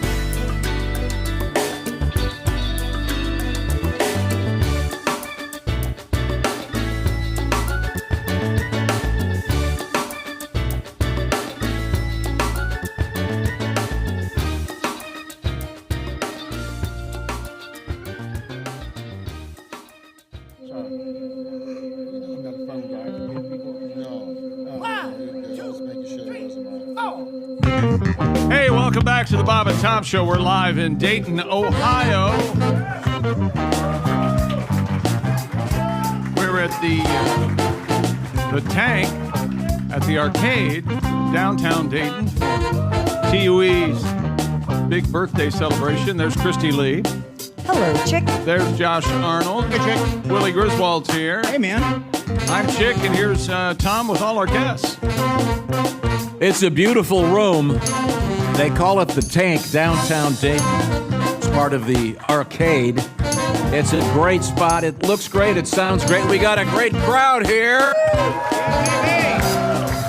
And we are broadcast worldwide on YouTube. Joining us on the dais, we have comedian Roy Wood Jr., ladies and gentlemen. Hello, Roy. Hello. And a native of what county? What county is this? Well, Montgomery County. Is that where you're from? I think it's Beaver Creek. Well, I'm now in Beaver Creek, which is Greene County, but Dayton is Montgomery. Where were you? What county were you born in? Montgomery County. A native of Montgomery County. It's comedian Rob Haney. Duke Tomato and the Power Trio and the great Brass to Mouth Horn section. Thank you very much, Duke. You know, Rob Haney is responsible for one of my all-time favorite jokes ever told on this show. Yep. And I don't know if he remembers it or not, because you know how weird I am. I like different things. But it was about, and of course the Bengals, Cincinnati Bengals are nowhere, I mean, they're amazing now, obviously, with Burrow and the whole crew. But do you remember your opening day joke for the Cincinnati Bengals? Well, only because you brought up, I always have to remember the coach, because I like the coach. He's Hall of Famer, Pittsburgh Steelers, came from them. He was a deep DB. Dick LeBeau? Yes, Dick LeBeau was the coach. I was looking forward to it. From London, Ohio, by the way. Yeah. Dick How LeBeau. about that? What county is he in? Madison County, you piece of shit. Yes, Rob. Dick LeBeau was the coach. Anyways, but I don't even remember this because you always remember it. It's true. Yep. I'm at the very opening game. It's his very first game. Rob's been a Bengals fan forever. Right. Yeah. And in any event, it was the very first play on offense, the Bengals were flagged for delay of game. You had a year. You had a year to call that play. An entire year. This is what you came up with. I've been a Bengals fan since their inception. And again, sports fans, I think, will know what I'm talking about here in the sense I was a Browns fan before that because that was the only team that I grew up with, is the Browns. And initially, they were in the AFC, and the Bengals were in the AFC, and Browns were in the NFL forever, and then they got switched to the NFL. And I thought it was okay to have. I don't think you're allowed to have two teams. That's my own feeling. You have to have one team, pick it, root for them. All right. But anyway, I didn't mind, rooting for both of them because they were in different, leagues. Right. And then once they merged, I thought you got to pick one. And I thought, well, Cincinnati's much closer for. I might actually go to the game there versus Cleveland. A few hours away. So I became. I don't hate the Browns, but hate the Browns fans. But I'm a big Bengal fan. Tom's a Brown fan, right? Yes, I do. That went over well. That's good. You saw the response. Thank you very much. Now, both of you guys are professional comedians, as is Willie, as is Josh. However, I'll evidently Christy and I parked the cars. I guess. That's fine. That's fine. Professional stand-up comedians. And we've all done our share on the stage, but even Tiger Woods takes the. I've trod the boards. The occasional golf lesson. So don't be insulted here, Roy, when I say that this is a lesson in comedy coming your way. Here it comes. Who's that sexy man with a deep voice?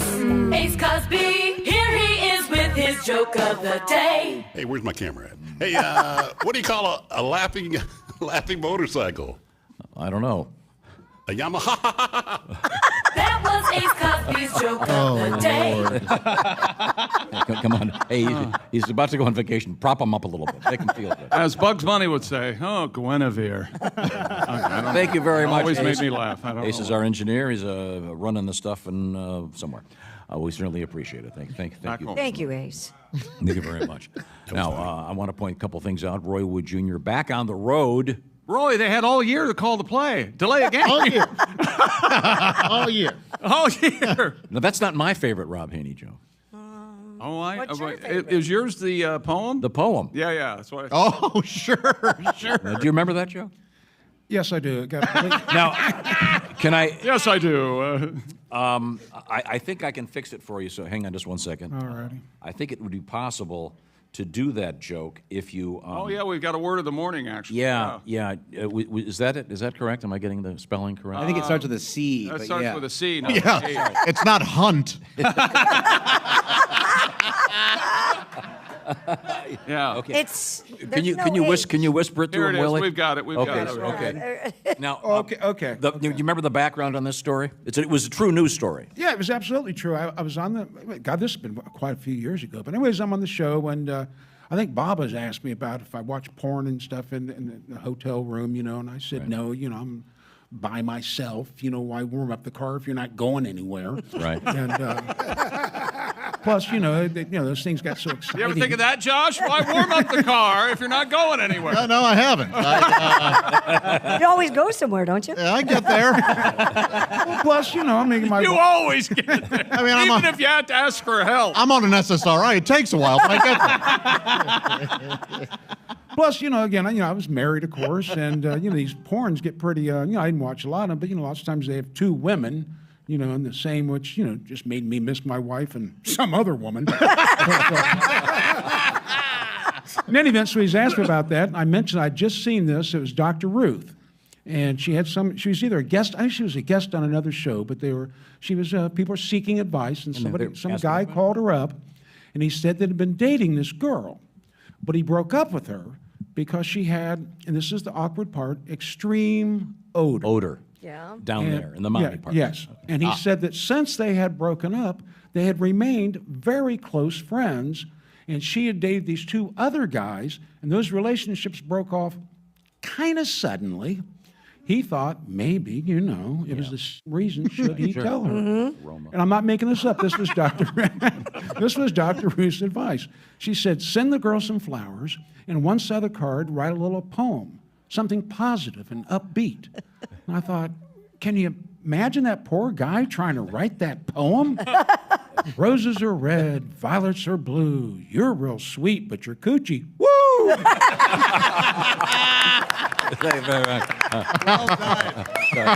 A good poem and a callback to the word coochie. Thank you very much. That's I think the fourth time it's been mentioned on today's show. Roy, you are currently technically, I guess, are you technically on strike? Yeah, ain't no technically. Yeah. All that thing is shut down, bro. Like I don't know when work is going. I think it's the first time both have been stopped for 60 years. 1960. Yeah. The writer's strike. I love the one, the photograph of the one writer holding a strike sign with nothing on it. I'm not writing anything. Yeah, and the cast of Oppenheimer walked out of the premiere last night when the strike hit. Oh. They just walked out. I did the same thing at Christopher Nolan's last movie, Tenet, but it was just because it was confusing and boring. What are you doing? Start at the beginning, go to the end. You weren't on strike or anything. But you are on tour, Roy. Yes. Yeah. And you got a bunch of gigs coming up. I've mentioned the one tonight and tomorrow, Liberty Township. Then you're going to make stops, as I said earlier, Syracuse, Washington, Lexington, Kentucky. That's, by the way, the 18th and 19th of August at Comedy Off-Broadway. And then Madison, Wisconsin, the Orpheum, coming up on November 10th. And the night after that, you're in Minneapolis. Yeah, Minneapolis. I also want to say real quick about all of my shows, and I know this has been a big question just in terms of equality and inclusion. Ugly people are welcome at my shows. Oh, that's very nice. And I don't want them to feel unwelcome at any point. You ever go in a place and there's too many good-looking people, and you be like, am I the ugly one? I don't want anyone to feel like that at my show. Okay. Fair enough. We're all sixes, so just show up. Well, thank you. That's going to be my next tour, chick. All sixes. All sixes. Well, that's very nice. Now, coming up, we have a little surprise on the dais. We'll be joined by a special guest. We certainly will look forward to that. Oh, it is Friday. Yes, That's right. it is. What do you mean? Why are you saying it like that? I mean, it is Friday. That's right. We're also going to be getting another song out of Duke Tumatoe and the Power Trio. And I do want to mention the Duke's on the road next weekend at the famous Kingston Mines, Chicago, Illinois, July 21st and he has a 22nd. strict no uggos policy, right? Oh. Duke, nobody ugly in there. Didn't mean to stop the show the dead. Sorry.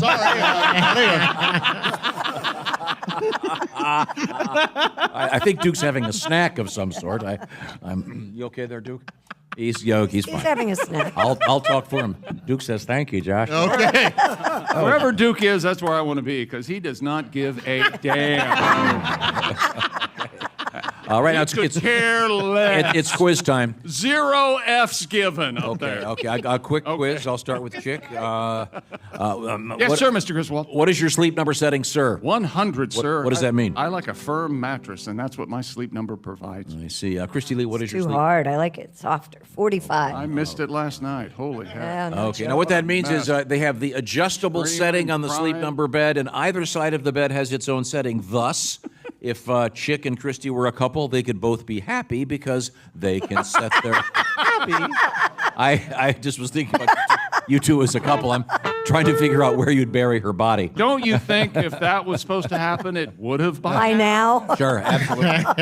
The point is the sleep number bed has adjustable firmness. It's such a simple idea, perfectly executed by the Sleep Number people. And right now, I should point this out, you can adjust the setting at any time. So if you decide you're more of a 100 than a 40, do whatever you want with that button. Now, you can sleep at the next level, unlock your potential to have a great night's sleep, And this is serious business. You can save $1,200 on the Sleep Number the most popular Sleep Number bed, the 360 Smart Bed Plus. Special financing is available for a limited time only at your Sleep Number store, sleepnumber.com/BT Show. Find out about that financing offer by going to the store and get all the details. I know I love my Sleep Number bed. Okay, Josh, I know you. What's your Sleep Number setting? 65. Thank you for asking. I have one. What's your setting? Well, I'm kind of a private person. It's an unlisted sleep number.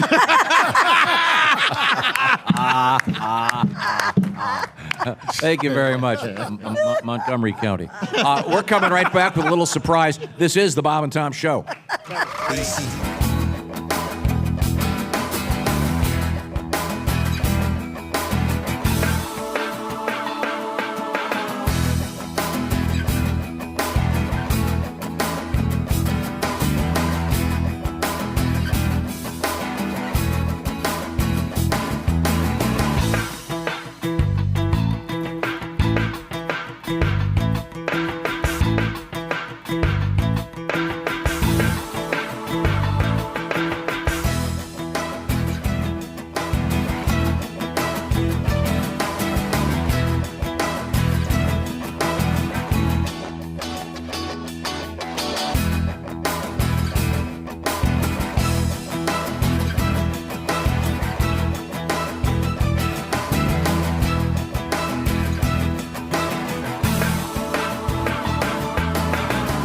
A new study says that people who think they've seen a UFO or a space alien appear to be just as intelligent and psychologically healthy as other people. You and I. A report in the November issue of the Journal of Abnormal Psychology says that researchers found that UFO reporters scored no worse than other people on tests of psychological health, intelligence, and fantasy proneness. So people who see UFOs aren't just like weirdos? No, UFO claims are real. He's just saying that the people are not as loony as some had suspected. We have a caller here, apparently. Yeah, boarding Q95. Oh, yes, Bob and Tom. Yes. Yes, my name is Benjamin Johnson. I'm a noted lawyer, and I'm proud to say that I've seen UFOs, and I'm glad to finally a report has come out letting people know that we're not abnormal or lunatics. We're just everyday people like yourselves that have seen UFOs. Really? So you've actually seen one? Yes. I spotted one evening coming home from work late one night, and had some green and blue lights and hovering above the ground. Have you ever been aboard a UFO? Well, as a matter of fact, I have. You have? It abducted me and took me up for a little ways, and it seemed to perform some type of experiment. I don't really know exactly what it was, but I just want people to know that I'm not a lunatic. This is something that happened, and people should be a little more open-minded about this sort of thing. And we should all just try to get along and not imply that we're lunatics just because we happen to have seen So obviously, you said you're an attorney. Yes, I'm an attorney of law. Offices.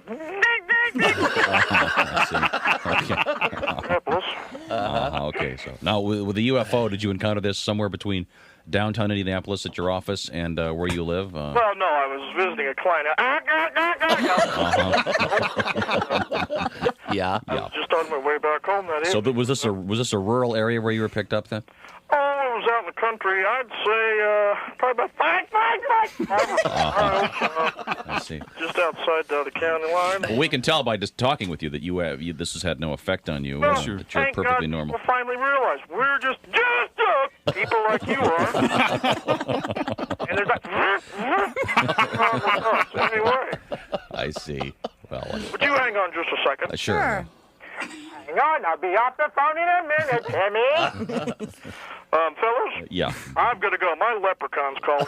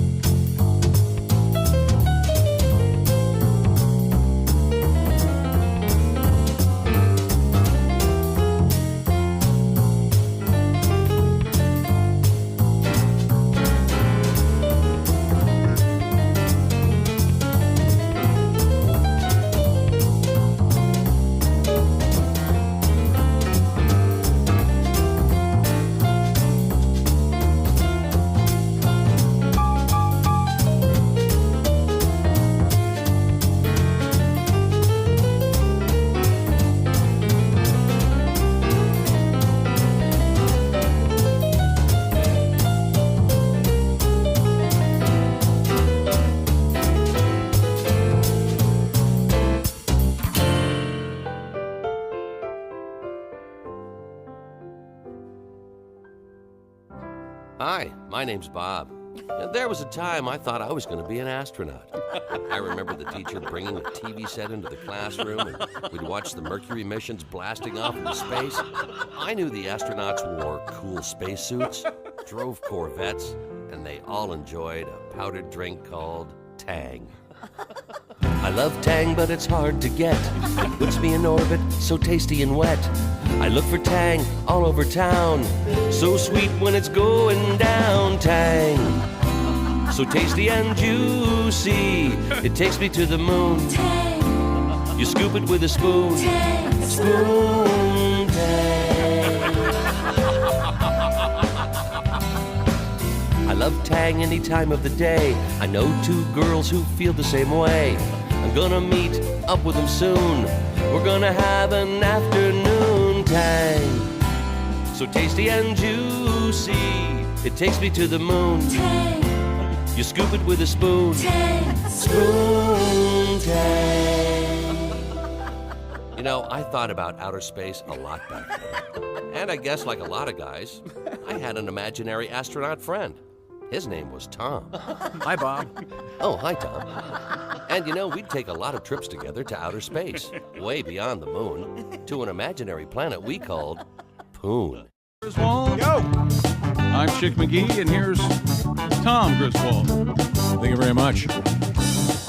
We have a special treat coming up, but I want to get a couple of things organized here. Thank you very much for joining us. This is a great room. Downtown Dayton. It's called The Tank, and it's kind of a theater in the round. We got a great crowd here of folks that got up early to come see us. Thank you very much for coming. We are in a building known as the Arcade in downtown Dayton. Beautiful spot. And we have been joined in the studio by Montgomery County birther. Wait a minute, that's Birther? the wrong one. No, What got you on the county designation? What Why don't you caused say that he's from to be Dayton, Ohio? A pain in my ear. Because he's not. He's he is from Dayton. Where do you live now? Yes, he is. Well, I live in a suburb now, Beaver Creek, but I lived in Dayton majority Most of of my his life. life? Beaver Creek. Huh? Yes. Okay. Now, do Is you there a ski resort there, too? Nope. Okay. Well, that'd be a drag. If you Cross country, I imagine. Yeah, you lived in Europe and you heard about the great skiing in Beaver Creek. You show up in Beaver Creek, Ohio. You know, Josh, when you hear about the great skiing in Beaver Creek, oh, certainly, you yes. understand. Then somehow, through certainly not my fault, I end up in Beaver Creek, Ohio. Imagine my chagrin. I'm sure it's lovely there. I bet there might even be a ski place. Is there a ski place in Beaver Creek, Ohio? Not to my knowledge. I did try to ski one time, and you folks in Dayton will hopefully remember this. I tried to ski once in Suicide Hill. Remember the place they used to call? Give me one of these if you remember what I'm talking about. Suicide Hill. Very dangerous, very drop thing, and it ran a bunch of trees. And some guy had skis, and he said, "You want to try it?" And I said, "Okay." And I got on them and started going really fast, and saw the trees, and thought, "I better fall down right now," and just tipped over before I actually, hit a tree or something bad happened. Well, now, as you know, Rob, we do pretty much all the news on this show, but sometimes we miss a story, and when that happens, we have to bring in a very special guest, which we're going to do right now. And ladies and gentlemen, we have a very special intro. Now, here's Jeff Oskay with what you failed to mention news. Jeff Oskay, ladies and gentlemen. Hey, everybody! J.O., baby, J.O. Oh, thanks for having me. As you know, we give you a lot of the news each week. We don't give you all the news, so I'm here to give you the news that we failed to mention. Now, here's Jeff Oskay with what you failed to mention news. Yeah, what he said. A man caused chaos by throwing lit firecrackers into a silent disco party. What you failed to mention, I'm not sure who I hate more, the guy who threw the firecrackers or the guy who threw the silent disco. David Rush, our good friend David Rush, set a new world record for popping 44 party poppers in 30 seconds last week. What you failed to mention, his dog is still hiding under the bed. He hates it. Live drums. ladies and Oh, gentlemen. he is not a fan of me. I'll tell you that. You're going to love this one, Joe. A man stole $76,000 in cheese. What you failed to mention, unbelievable. Oh, PJ wants in on some of the action. Unbelievable. There you go. Okay. You son of a... We learned sometimes bird couples divorce. What you failed to mention, imagine their bird fight. Well, the only reason I married you in the first place was because you were a swallow. No? You saved it, PJ. This is... A man saw a squirrel steal a vape and then climb up in a tree and smoke it. What you failed to mention, see, squirrels can be douchebags too, Duke. Oh, there we go. Saves it every time. No. And Russell Stover set a new world record with gigantic chocolates in a gigantic box weighing an amazing 2,547 pounds. Oh. Well, you failed to mention, with my luck, I'd grab the 30-pound raspberry cream. Not a fan. No. Doesn't care for that flavor. Tastes awful. Ooh. 8 roller coaster riders were stuck upside down for hours at a festival in Wisconsin. What you failed to mention, I bet that's the last time they ride the DQ Blizzard. Upside down, you see, they turn it over for you. Do you guys have those in a hut? Okay. Yeah, that's it. They don't have them in Ohio. That was a problem. Yeah, that's definitely the problem. Apparently, my rider's on strike as well. A man was arrested for canoeing while intoxicated. What you failed to mention, I'm pretty sure in the Midwest, it's against the law to canoe without being intoxicated. Oh, man, I just dick hits watered that. Yeah, baby.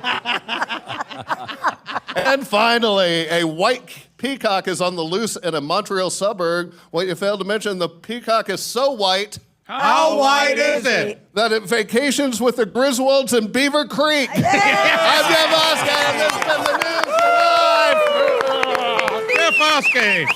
Ladies and gentlemen, Mr. Jeff Oskay. Thank you very much, Jeffrey. Now, we're also joined by comedian Rob Haney, once again a native of this portion of Ohio. And did you go to high school in Dayton? Yes, I did. Belmont High School. Belmont? The Fighting what? Bison. The Fighting Bisons. Oh. Were there a lot of Bison? bisons in this area at the time? Not to my knowledge. There's one hanging in the auditorium, but that's the only one I was aware of. I see. Were you on the football team? No, I think I even told you this once before. It's kind of sad, depressing, but yeah, I was on the team and for a little bit. And you played Chick. We did the whole summer, the two-a-days. No, it was a nightmare. Yeah. Did all the summer, and I'm doing all this, and they had me playing a little bit of fullback and a little bit at guard. And now it's the last day, and we're going to play the next week. And they have a big chalkboard up. They got like first string, second string, third string, for like guard and fullback. I look up, my name's not anywhere under those positions. Then I see on the blackboard, there's this other list with no title, all these names on it, all these guys sucked. And my name was on that list. And that's the first time it occurred to me, God, you suck. So this other guy who was with me at the time, his name wasn't on that list, but I convinced him to go swimming. Screw this stuff. We didn't go back for the afternoon one. We're just going to swim. I'm not going to bother to go through this trouble to be some guy, my senior year where the coach comes out and says, a lot of these guys didn't get a lot of playing time, but they were an integral part of the time. Let's have a nice hand for Bob Hanley. And I thought, I'm not doing all that, so I quit. And or didn't show up, and my buddy didn't either. So my friend gets a call. Coach McDermott calls him up and said, hey, you don't give up this early. Take some time. There's some people ahead of you, talent. Rethink it. Come back. And he did. My friend tells me this, and a little bit later in the day, I get a call from Coach McDermott, and my dad goes, Coach McDermott wants you on the phone. I'm walking the phone thinking, should I go back? Should I not go back? And I go, hello? And he goes, Haney, I want that helmet, pads, cleats, back. Monday morning, I'm office by 8 o'clock. That's when I realized, yep, you're on the suck list. Yeah. He's not even interested in talking to me but coming back. God, sorry to hear that. Duke Tumatoe is here with us along with the Power Trio. And I want to mention again, Duke and the boys, next weekend, Kingston Mines in Chicago. But right now, you got another tune for us, Duke? You play what you want to play this time. Okay, and he's walking to the microphone. Well, there's always a problem when I play what I want to play on your show. Why I is don't that? know it. Because it's always too long or in the way or something. When I go like this, end it. We have 7 minutes. Really? Yeah. Well, we could do Absolutely Perfect and everybody could sing a verse. Okay, good. Perfect. Ready?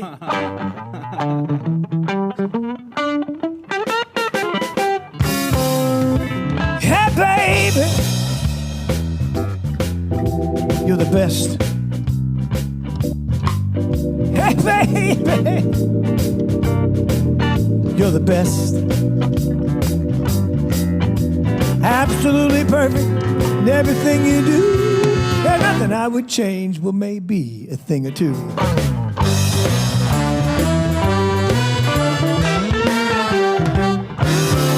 You screw up the TV remote, run the car out of gas. Lord, when you start drinking, you're a pain in the... Hey, baby, you're the best. Absolutely perfect in everything you do. Nothing I would change, well, maybe a thing or two.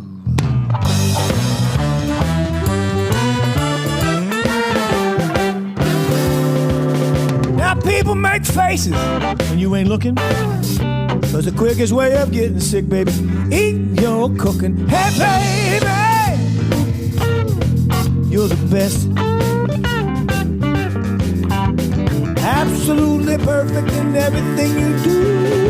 Nothing I would change, well, maybe a thing or two, Jim.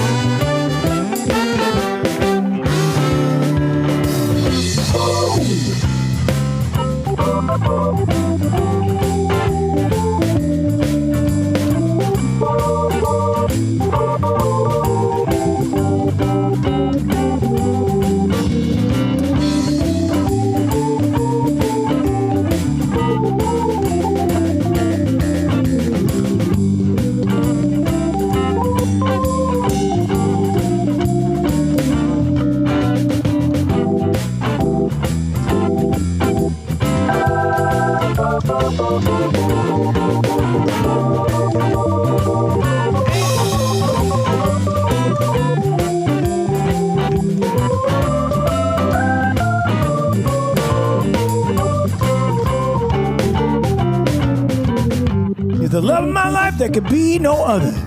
But every single day you get more like your mother. Hey, baby, you're the best. I do want absolutely perfect in everything you do. Nothing I would change, well, maybe a thing or two. Oh, hold on.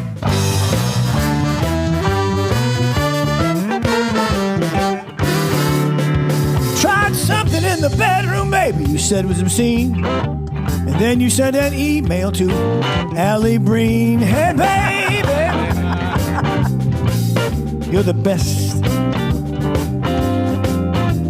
Absolutely perfect, everything you do. There's nothing I would change, well, maybe a thing or two. Who's got one? I got a little something for you.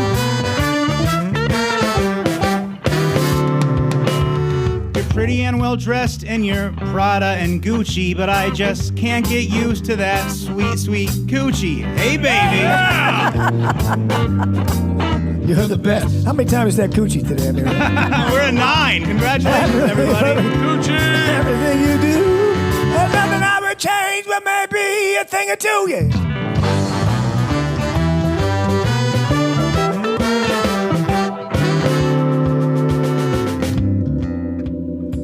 It's your show. Well, I don't want to get myself in trouble here, but I will say this, baby, you are the best. You're absolutely perfect in everything you do, but I've got to get up at 3, and you won't let me go to sleep, and it's already 1:45. Oh. Hey, baby. One more time. Oh, Okay, that's creepy. Oh, that's God. Hey, baby! I can't be the only one that made a little sick. Right? Hey, baby! He's making up for the driving one earlier. We haven't been paid yet. Sexy. Absolutely perfect. Everything you do, there's nothing I would change. Well, maybe a thing or two. Let's go home.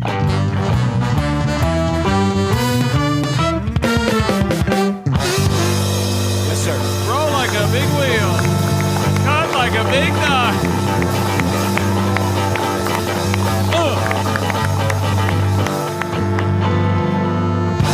Duke. Duke Tumatoe and the Power Trio. Along with the brass to mouth horns, Jay Young on the sax, Neil Broker on the beret, and let's see, PJ Yinger on the trumpet. Thank you very much. Joe Maddox on the drums, Bill Ritter on the bass, keyboards, Mr. James Hall, and wait a minute, is that Duke Tumatoe back there? Mm-hmm. Oh, he's great, isn't he? Thanks so much for joining us. We're not done yet. We got a couple more things to get to. No. Now, Let's start with, I need to tell you about the new innovation from SimpliSafe. What's that? What is that? Well, it's called 24/7 Live Guard Protection, and it's made possible only by SimpliSafe's new Smart Alarm Wireless Indoor Camera Fast Protect Monitoring Plan. If an intruder breaks into your home, SimpliSafe monitoring agents can actually see, speak to, and deter them through the camera, warning them that they are being recorded and that police are on the way. That new camera, also the only indoor security camera that can trigger the alarm and instantly deter intruders with a built-in siren. Plus, it can sense the difference between intruders and pets. That's key. And 24/7 Live Guard Protection and the new Smart Alarm Indoor Camera work seamlessly as part of the entire SimpliSafe security system, keeping your whole home safe from break-ins, fires, flooding, and more. And professional monitoring at SimpliSafe starts at $1 a day. Bob and Tom Show listeners get a special 20% off any SimpliSafe system when you sign up for Fast Protect monitoring. That's a huge offer, but it is for a limited time. Just visit SimpliSafeTom.com. That's SimpliSafeTom.com. Remember, there's no safe like SimpliSafe. Thank you very much, Chick McGee. Tens of thousands of great reviews for SimpliSafe. Check them out online. We're coming right back. We are live at the Tank in the Arcade, Dayton, Ohio, celebrating 47 years of WTUE radio. Thanks for joining us. This is the Bob and Tom Show.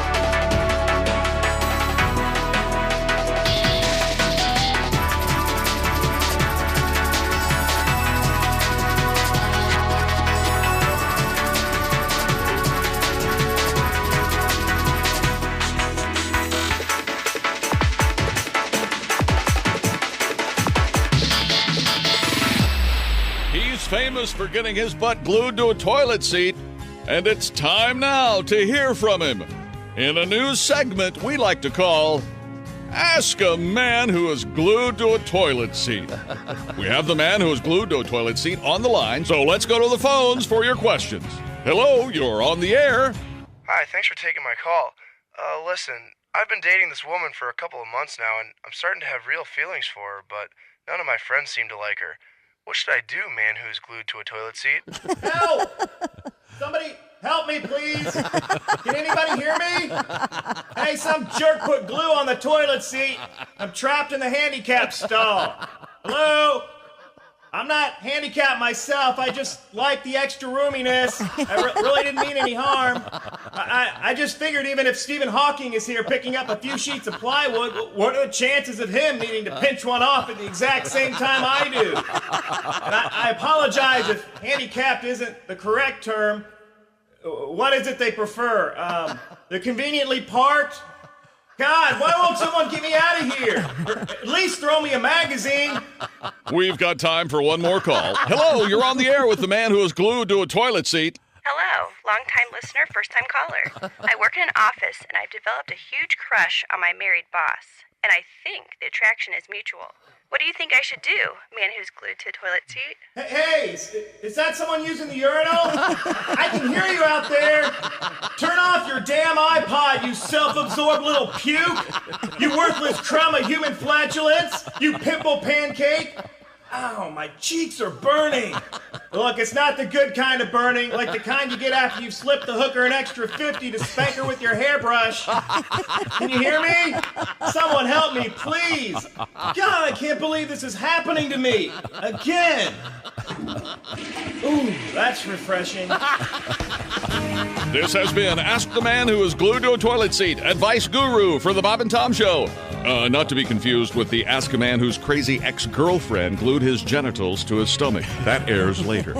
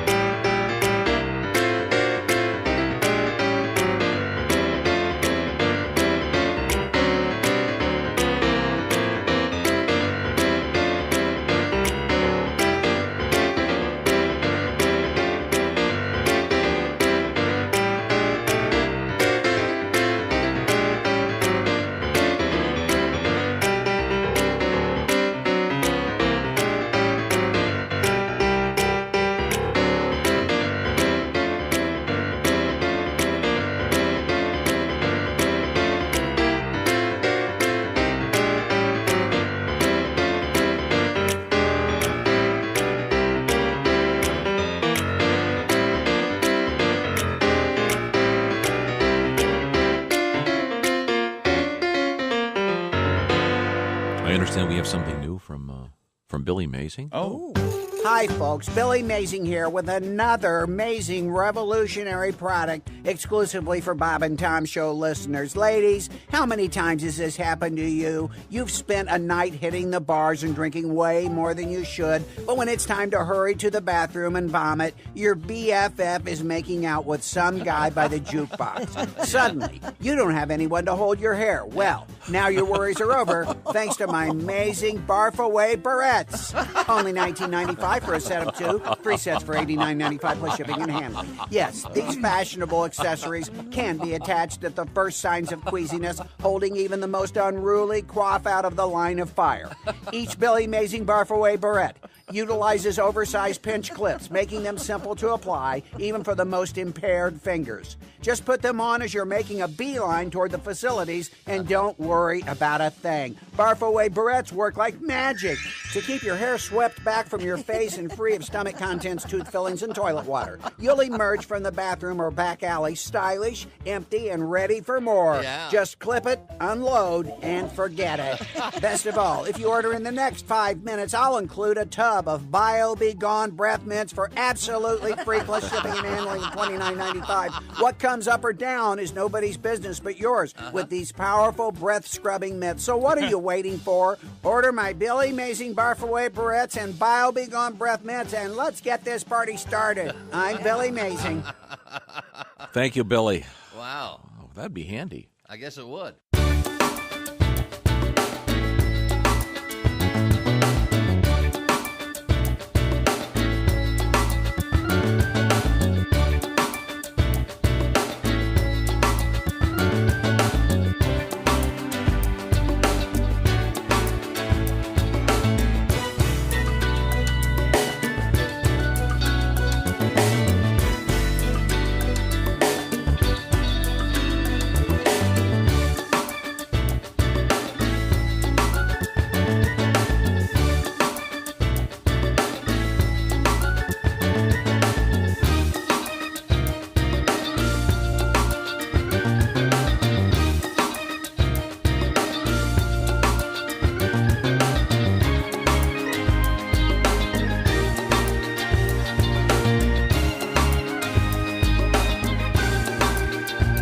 And you can win those. Go to the radio app. Use it.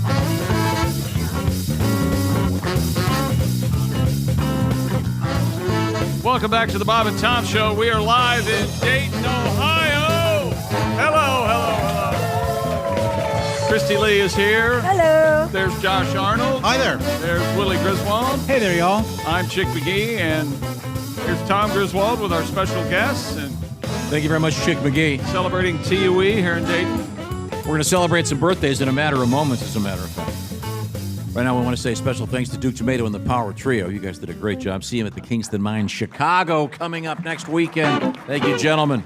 Not to mention the brass to mouth horns under the direction of Jay Young. Thank you very much. Now we have comedian Rob Haney, a native of Montgomery County or whatever this is, and Ohio guy. Any other Ohio trivia we need to know before we exit? Well, yeah, I'll try and make this quick, but I mean, everybody should be proud of their hometown, but Dayton, I think, often gets shortchanged in history, man, and I'm going to give you a few examples. Okay. First NFL game ever.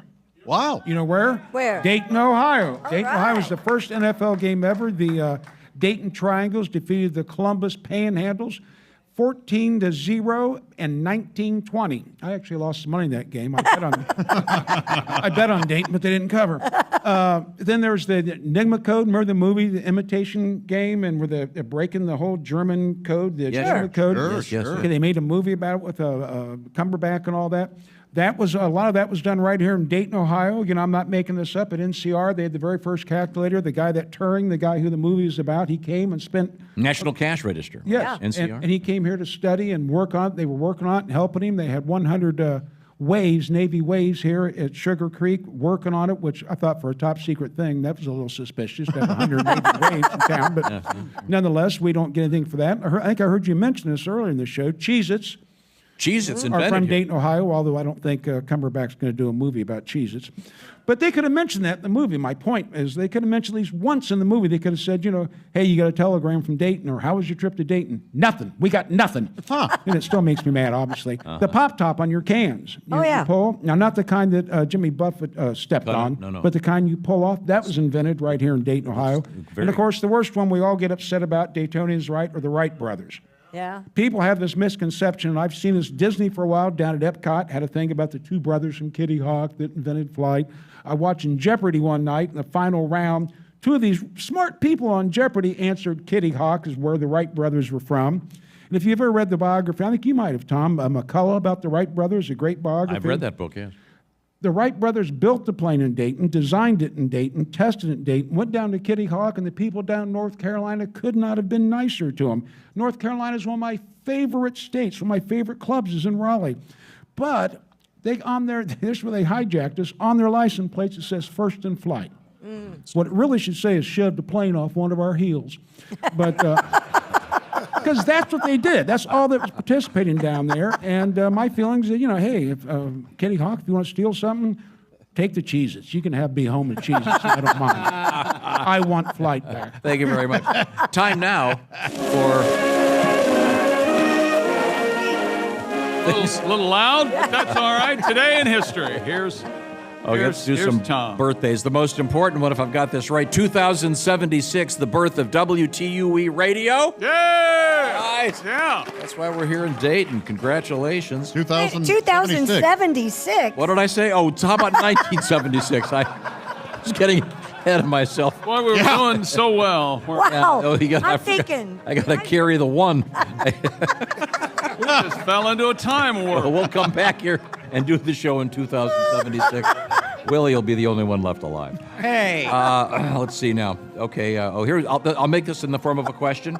Rob Haney. Yes. I'll ask you this. 1857. Frederick Louis Maytag was born. Why is he famous? The washer, the automatic washer, I'm guessing. The washing machine. Very, very, very, very nice. How about this one? 1906, the birthday of Tom Carvel. Ice cream. The ice cream mogul. Very, very good. 1913, Gerald Ford. He was a president. He was a president. Very good. Very good. And a football player, University of Michigan. Very Absolutely. And you saw him on a ski slope. I did. I saw him. I did see him. My dad saw him in the Navy playing basketball. Oh. Yeah, very, very nice. Actor Harry Dean Stanton, 1926. Jane Lynch, actress, born 1960. Very awkward introducing Jane to your black friends. Come on, man. Happy birthday, 1966, Mr. Matthew Fox. Today, by the way, is Bastille Day. Oh, you don't want to be in France. Or do they celebrate that in France? I don't know what it is. I think it's a cookout and they drink some beers. Oh, I'm okay. not sure. Yeah. Probably. Yeah. 1881, Billy the Kid shot to death. By the coward Robert Ford, right? That was Jesse James. All right, same thing. 1946. Josh, you're a man of a certain age. I want to see if you know this. The book in 1946 published called Common Sense Book of Baby and Child Care. The author was? Dr. Spock? Dr. Benjamin Spock. He was the guy back in the Yeah. At 20 years, and he knows everything about babies. No, that was Jesse James. Oh, you're right. Now, 2008, The Dark Knight premieres. Now, do you know who directed that? Christopher Nolan. Christopher Nolan. Very, very good. Very good. Was that the first one that went, if you will, kind of... Dark? That was a real movie? Yeah. That wasn't Yeah, cartoon-like? it was The Dark Knight. It was Batman Begins and then The Dark Knight, yeah. Begins, Dark Knight, and then what was the last one? Rises. Now, And didn't they say that Joseph JLG, whatever that kid's name is he's going to be Robin or something? Is that what that alludes to? Yeah, in the yeah. movie? He is Robin at the end there, yeah. Yeah. Huh. Okay, this one's for you, Christine. 1910, the birth of William Hanna, famous for what? Hanna-Barbera? That's right. That's right. Cartoon moguls? That's, yeah. A lot of really good ones. The occasional miss. Yeah. Oh, you're speaking of Jabberjaw, of Yeah, course. yeah, Jabberjaws. I kind of liked Jabberjaw. Yeah. Was he a shark? He was. Yeah. He talked like a Three Stooges. Didn't really do well. Now, Boy, that's funny. we have to review things we learned on today's show. Well, I don't know about that. No, because Well, I think the only thing that we can remember and never forget is that we really discovered and embraced the word coochie. Yeah. And how? Yeah, Joe thought we were giving it away for free. Time now for things we learned on today's show. What was the precise wording that Roy Wood Jr. used? When you want to wake up the coochie? Take that coochie, Take that coochie. Yeah. Because I got to learn how to use it properly. Yeah, go home and use that. See what happens. Please, I dare you. So, Do it on vacation. Hey, I want to take that coochie to dinner. Is that how you use it? You can use it. You can try. Yes, please do that. Yes. Does one address the one with the coochie as the coochie? Absolutely, Tom. Please do it. Yeah. She might be a little, it might seem like she's upset, but she's actually turned on. Right. Do you go with like a Miss or Ms. or Mrs.? Can it be Mrs. Coochie or? Sure, Dr. Coochie. Anything's possible. I don't know. I just think the elegance and the simplicity, just coochie. I think the ol as an OL about the old coochie. Yeah. Say that. That'll get you where you want to be. Try this. That'll hold you, coochie. That should hold that coochie. Let's dust off the old coochie. Oh. Yep. Well, Nailed it, Tom. it's gonna be a short vacation. Yeah, well, I'm sorry. But the coochie, though, is the correct term. Okay, I'm glad I know that. What else did we learn? We learned that, let's see, what did we learn? We had a great crowd Any other here. day you jump in and interrupt me. Yeah. We learned that it's TUE's birthday today. Yeah, 47. We learned that 47 Josh has a butt plug that he likes. Yes, we learned about LED butt plugs. Yeah, that's a real thing, ladies and gentlemen. Yeah, we didn't think you were making it up. I mean, and there are multiple colors. Huh. I didn't know Ellie De La Cruz's nickname was LED butt plugs. How weird is that? Can you imagine? Can you imagine encountering that? No. I mean, would it glow through? It would glow through your Could pants. we not talk about this? And let's end the show on a high, positive note, like thanking all the people that put this together. If you did that with your new husband, if you had something semi-slinky on and an LED butt plug. LED butt plug. He'd get his phone out. No, he would not. No, he would not. Outstanding. I'm sorry. It's time for us to say goodbye, and thanks to everybody at WTUE and our great crew for a tremendous job today, of course. Thank you, fellas. Of course, our band, Duke Tumatoe. Duke Tumatoe and the Power Trio and the Brass to Mouth Horns. Yes. You can see Duke and the boys. Once again, they've got a special gig coming up in Anderson, Indiana. That's going to be coming up just around the corner. And they're going to have the horn section and everything in Madison County on Sunday, July 23rd. Next weekend, they're at Kingston Mines in Chicago. Roy Wood Jr., Liberty Township tonight and tomorrow at the Funny Bone. Thank you very much for joining us. And again, thanks to WTUE and everybody for helping us out. Happy Everybody birthday. here, yeah. Indeed. Thank you. Thank you for coming. Thank you, ladies. Thank you, guys. This is the Bob and Tom Show.